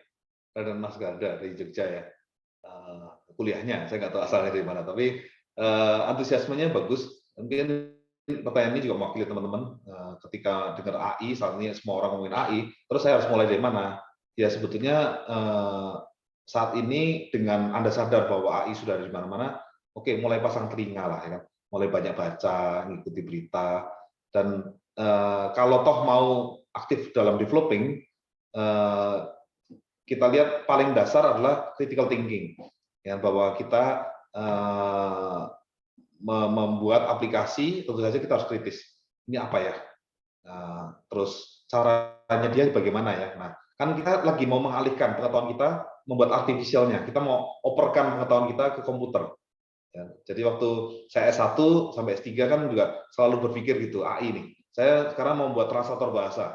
Pembimbing saya bilang, coba nih, saya punya satu set data, ya kan, ada kalimat-kalimat dalam bahasa Inggris, bahasa Indonesia, coba supaya mesinnya belajar. Saya nggak mau ngajar dia tata bahasa, biar mesinnya sendiri belajar. Nah, di situ saya coba buat programnya. Waktu itu pakai neural network, adaptive resonance theory, kan. Kemudian dia mencoba menemukan sendiri polanya. Jadi dia menemukan polanya. Kemudian pada waktu S2 saya buat untuk image compression misalnya. Jadi biarkan si algoritmanya yang belajar. Gambar itu cara mengkompresi paling efisien gimana ya gitu. Jadi nomor satu kita berpikir kritis. Lalu ada pengetahuan-pengetahuan tambahan yang untuk bisa coding. Anda punya sense of statistik. Tahulah matematika dasar kan. Statistik itu soalnya kita perlu juga tahu min, max, rata-rata, nanti sebaran, tahu outlier mana. Jadi kita nanti ketika dapat algoritmanya untuk menghitung klasifikasi, classifier atau regresi gitu sudah bisa. Nah, kalau lebih lanjut lagi, mulai belajar beberapa bahasa pemrograman, terserah seleranya, mau MATLAB, mau Python, mau Java, apapun, itu kan cuma bahasa. Bahasa itu cuma cara kita ngomong ke komputer untuk memprogramnya. Ada juga ulang bahasa-bahasa yang khusus untuk AI pun ada, Julia dan sebagainya. Ya. Saya sendiri juga masih harus banyak belajar, karena bahasa terlalu banyak. Gitu. Pilih satu yang kita nyaman dan mulai kembangkan di situ. Nah, terus kalau sudah ngerti AI untuk apa? Nah, yang penting berikutnya, Mas Gada, kita juga kalau bisa dapat partner, teman yang ahli, istilahnya expert domain. Kan? Kalau kita ngerti AI, tapi kita nggak ngerti domainnya, percuma kita nggak bisa buat aplikasi apa. Saya membuat aplikasi di bidang pendidikan, tapi saya nggak tahu pendidikan. Kan? Caranya membuat AI untuk questioning answering, misalnya. Kalau bidang pendidikan mau membuat otomatis kalau ada suatu teks, dia membuat pertanyaan dan jawabannya sendiri. Bisa nggak? Itu sudah ada AI yang dikembangkan untuk itu. Dia kasih teks, nanti dia text summarization, terus buat pertanyaan. Terus berikutnya apa? AI, dia bisa membuat pertanyaan dan bisa mengontrol. Kalau pertanyaan bisa dijawab dengan baik, dia akan bikin pertanyaan lebih susah lagi. Kalau pertanyaannya susah dijawab, dia bisa membuat pertanyaan lebih mudah. Kayak main game lah. Kan? Kalau kita bisa ngerjain dengan cepat, di challenge lebih susah lagi, naik levelnya. Tapi kalau belum ya, kita diberi yang lebih mudah. Semacam itu. Artinya kita akan berinteraksi dengan program komputer yang hidup seolah-olah kan. Dia pinter, mengenali kita. Jadi nikmati proses itu. Kalau ketika kita pengen si program komputer itu cerdas, berarti kita harus pahami dulu masalahnya untuk kemudian kita coding ke dalam komputer itu. Nah, terserah nanti Mas Gada mau sebagai developernya atau sebagai domain expert. Justru siapa tahu nanti buat startup misalnya, setelah lulus atau dalam waktu beberapa bulan ini ngobrol sama teman-teman, kita buat startup ya. Nah, bagi peran, siapa yang mikirin teknologinya, siapa yang mikirin jualannya, siapa yang mikirin duitnya. Kan? Nanti kan ada CEO, CTO, CFO, biasanya core-nya itulah. Nanti buat startup, jadi teman-teman sekarang ini nggak harus lulus ya, nggak menunggu untuk segera bisa membuat suatu produk yang bermanfaat. Asalkan bisa jalan, siapa tahu CFO bukan berarti punya duit ya, dia bisa menjual idenya sehingga ada sponsor, entah dari kampus mungkin, dari prodi, dari dekan mau modalin, atau dari perusahaan ada yang tertarik, oke teman-teman hasil idenya bagus, saya kasih ini deh modal untuk mengembangkan. Ada loh orang-orang yang begitu senang dengan anak-anak muda yang kreatif.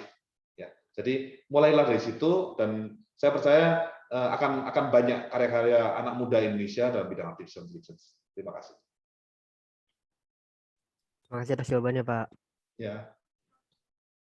Baik, terima kasih untuk Bapak Lukas untuk jawabannya. Dan saya harap itu jawaban benar-benar sudah cukup jelas. Untuk terakhir, saya mohon maaf karena keterbatasan waktu. Untuk sesi tanya-jawab kita cukupkan sampai di sini. Terima kasih atas pertanyaan para peserta yang sangat antusias akan materi hari ini. Dan izinkan saya untuk membacakan kesimpulan materi kita pada hari ini. Peranan artificial intelligence ataupun yang kita kenal dengan kecerdasan buatan pada industri 4.0 sangat besar. Sudah banyak mesin teknologi yang menggunakan artificial intelligence. Seperti yang telah kita lihat pada materi yang disampaikan oleh Bapak Lukas sebelumnya, seperti cooking robot yang membantu atau bahkan mengganti peran manusia di dalam memasak, dan juga virtual reality ataupun yang kita kenal sebagai VR, yang mengolah data-data nyata menjadi virtual. Dan masih banyak lagi peranan artificial intelligence dalam industri teknologi. Saya harap kita sebagai mahasiswa yang khususnya bergelut dalam bidang IT, untuk melanjutkan pembangunan di Indonesia khususnya di bidang IT itu sendiri dan pada fokus artificial intelligence. Baik, terima kasih untuk kehadiran Bapak Dr. Insinyur Lukas, MAI CI IPM, yang sudah memberikan materi yang luar biasa dan memberikan waktunya untuk mengisi webinar pada hari ini. Terima kasih banyak, Pak. Sama, terima kasih Pak Iswa. Saya mohon maaf apabila memiliki kekurangan dalam memandu sesi materi hari ini. Sebagai penutup, saya punya pantun bagi kita semuanya. Sungai Kapuas, Sungai Melawi. Dua sungai di negeri ini. Saya moderator mohon undur diri. Bila ada waktu, boleh kita berjumpa lagi. Baik, sekian dari saya kembalikan ke MC.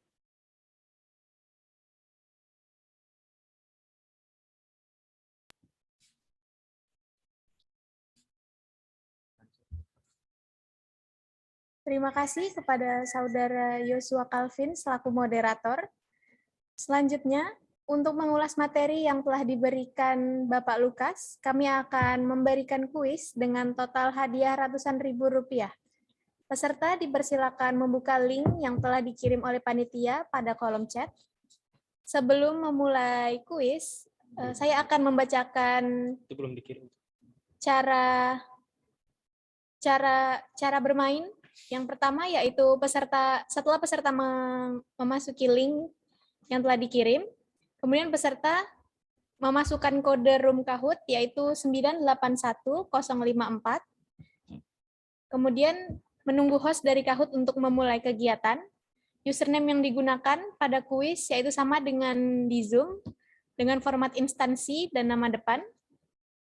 Panduan untuk bermain kuis ini yang pertama, soal dan pilihan jawaban akan ditampilkan di layar presentasi Zoom.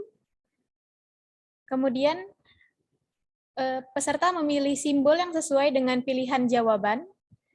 Untuk mendapatkan skor terbanyak, pastikan peserta menjawab pertanyaan dengan cepat dan tepat. Untuk kode dari room Kahoot-nya yaitu 981054. Baik, di sini sudah ada 6 peserta yang mendaftarkan.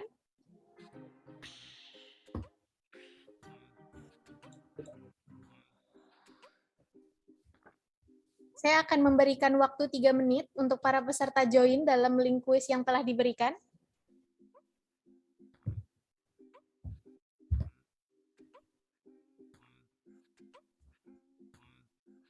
Saya mengingatkan lagi kepada para peserta untuk format nama yang digunakan pada kuis yaitu nama instansi beserta nama depan.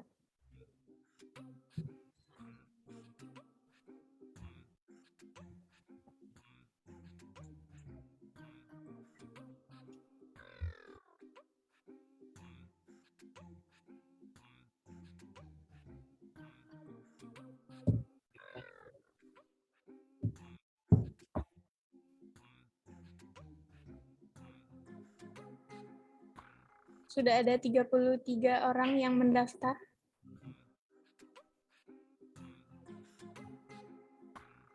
Bagi para peserta yang belum mendaftarkan, bisa membuka link yang dikirim di kolom chat.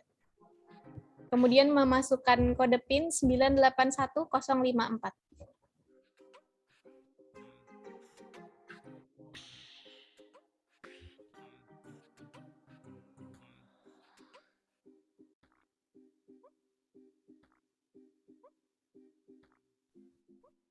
Saya ingatkan sekali lagi untuk peserta yang belum mengganti namanya, sesuaikan dengan format nama instansi beserta nama depan.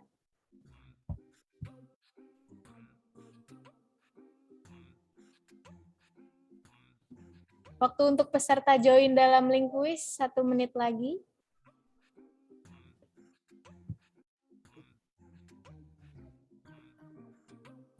Karena jika game sudah dimulai, peserta yang belum mendaftarkan tidak dapat mengikuti games di tengah waktu permainan.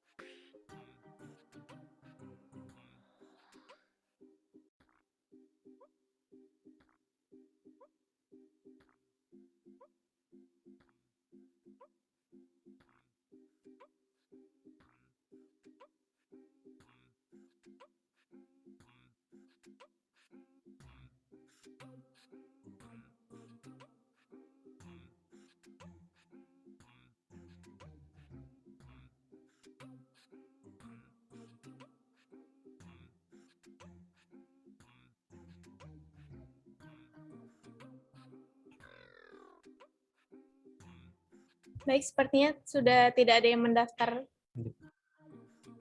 Games akan saya mulai.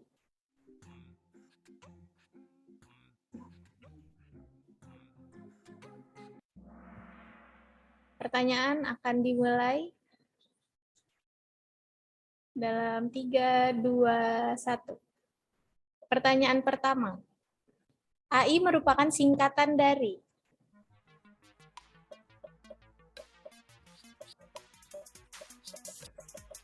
Sudah ada 15 penjawab. Tinggal 8 detik lagi. Ayo yang belum menjawab. Oke, waktunya sudah habis. Kita lihat ranking sementara. Di ranking pertama ada Untan Oke, kemudian di ranking kedua ada Felix. Oke, kita next ke pertanyaan kedua. Pertanyaannya, di bawah ini manakah yang bukan bagian dari AI? Ada machine learning, deep learning, algorithm learning, natural language processing. Waktu tinggal 7 detik lagi.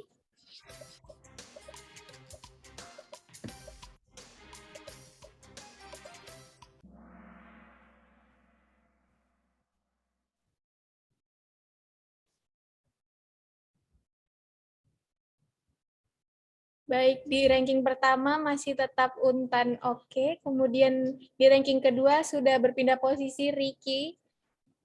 Oke, kita lanjut ke pertanyaan ketiga. Cabang AI yang mengembangkan mesin agar dapat belajar dengan sendiri.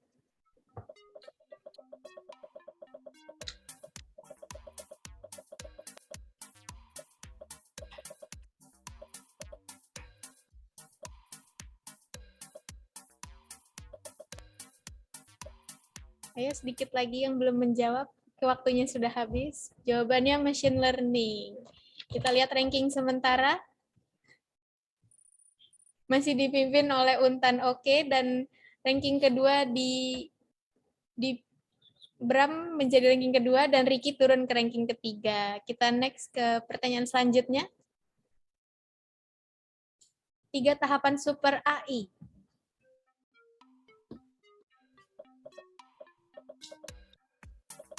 Sepertinya peserta sudah banyak yang mengerti bermain Kahoot ya.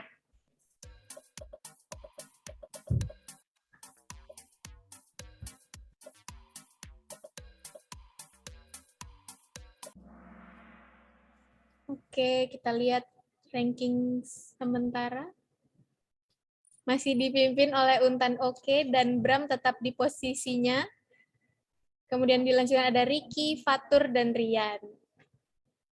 Kita next question, soal kelima. Salah satu bidang yang menjadi prioritas dalam AI National Strategy.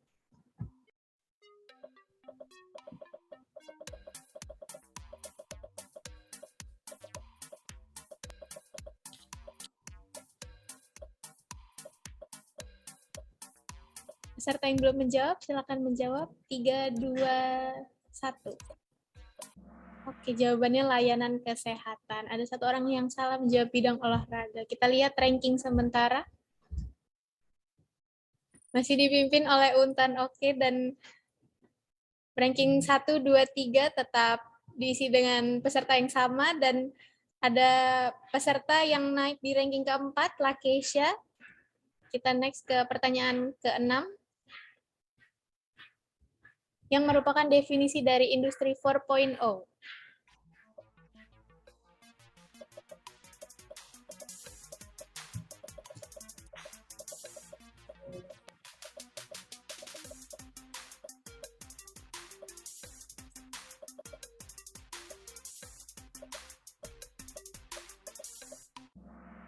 Oh, banyak yang menjawab benar. Kita lihat rankingnya. Masih dipimpin Untan Oke dan Ricky naik ke ranking kedua. Bram turun ke ranking ketiga. 5 posisi masih diisi dengan orang yang sama. Kita next ke pertanyaan ke-7.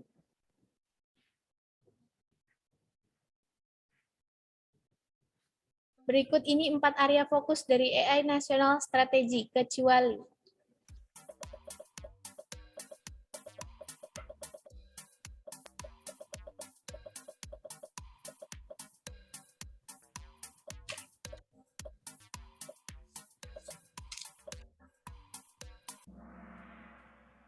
sepertinya sama rata dari yang benar dan yang salah. Kita lihat ranking sementara.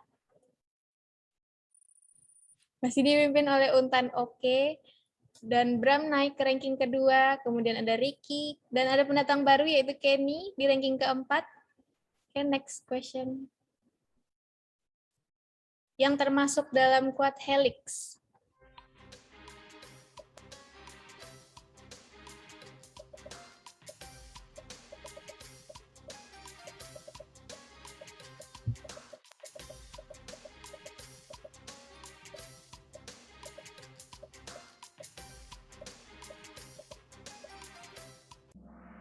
Oke, jawabannya pemerintah, akademis, industri, dan komunitas. Kita lihat rankingnya. Apakah sudah berubah? Masih diisi dengan Untan Oke, kemudian Ricky naik di posisi kedua, disusul oleh Bram, Kenny, dan Fatur. Pertanyaan ke-9, tinggal 2 pertanyaan lagi. Misi dari Indonesia AI National Strategy, kecuali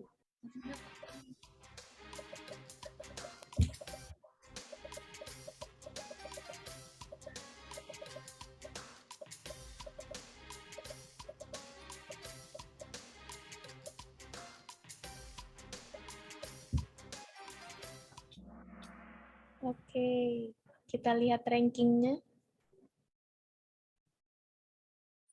Untan Oke masih memimpin dan posisi 1-2 masih diisi oleh Untan Oke, Ricky, kemudian Fatur naik di posisi ketiga. Kita lihat pertanyaan terakhir. Apakah posisinya akan sama?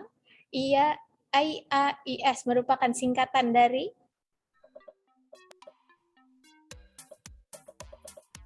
Ayo pertanyaan terakhir. Penentuan untuk juara 1, 2, dan 3.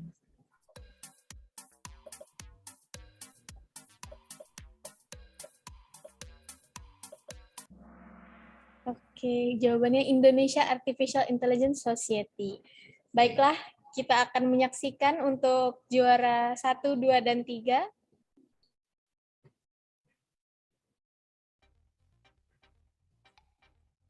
Juara ketiga diisi oleh Kenny, menjawab 7 dari 10 soal, kemudian yang kedua Fatur. Dan yang pertama yaitu Untan Oke.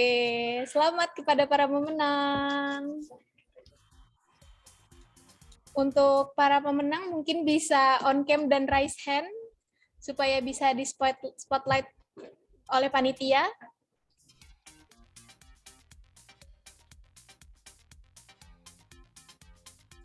Share screen.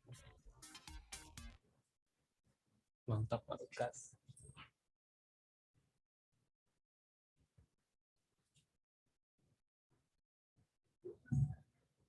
Mas Fatur, keren. Intan Oke nih siapa nih? Intan Oke. Nah, Kenny. Mungkin panitia bisa melakukan dokumentasi dengan para pemenang. Juara satunya mana nih? Selamat kepada para pemenang. Ketiga pemenang akan dihubungi oleh panitia untuk pengambilan hadiah.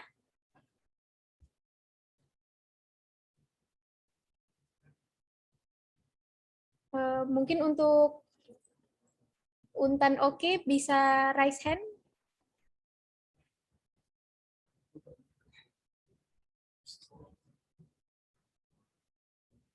Untuk dihubungi oleh panitia.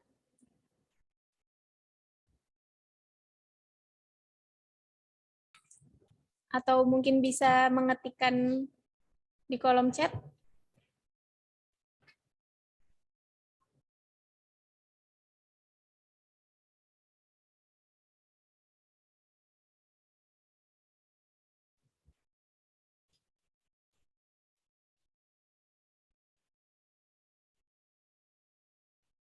Atau mungkin bisa on cam.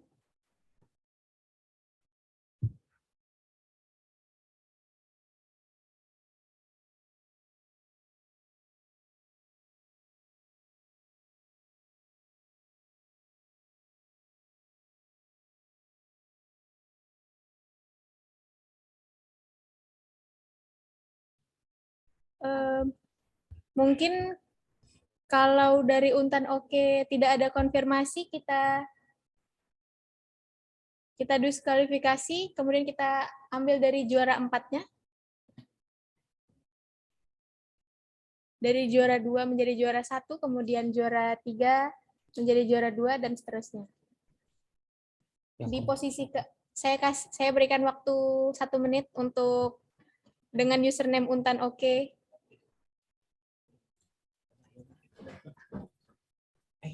Halo? Oh, baik, sudah ada. Selamat kepada pemenang. Untuk ketiga pemenang akan dihubungi oleh panitia untuk pengambilan hadiah. Sebelumnya saya akan menyampaikan pesan dari Pak Lukas untuk bagi teman-teman yang ingin mendaftarkan IAS, silahkan menghubungi nomor WA yang tertera pada kolom chat atau bisa menghubungi email dari Bapak Lukas. Baik, terima kasih kepada para pemenang. Boleh menurunkan fitur raise hand-nya. Sudah di screenshot.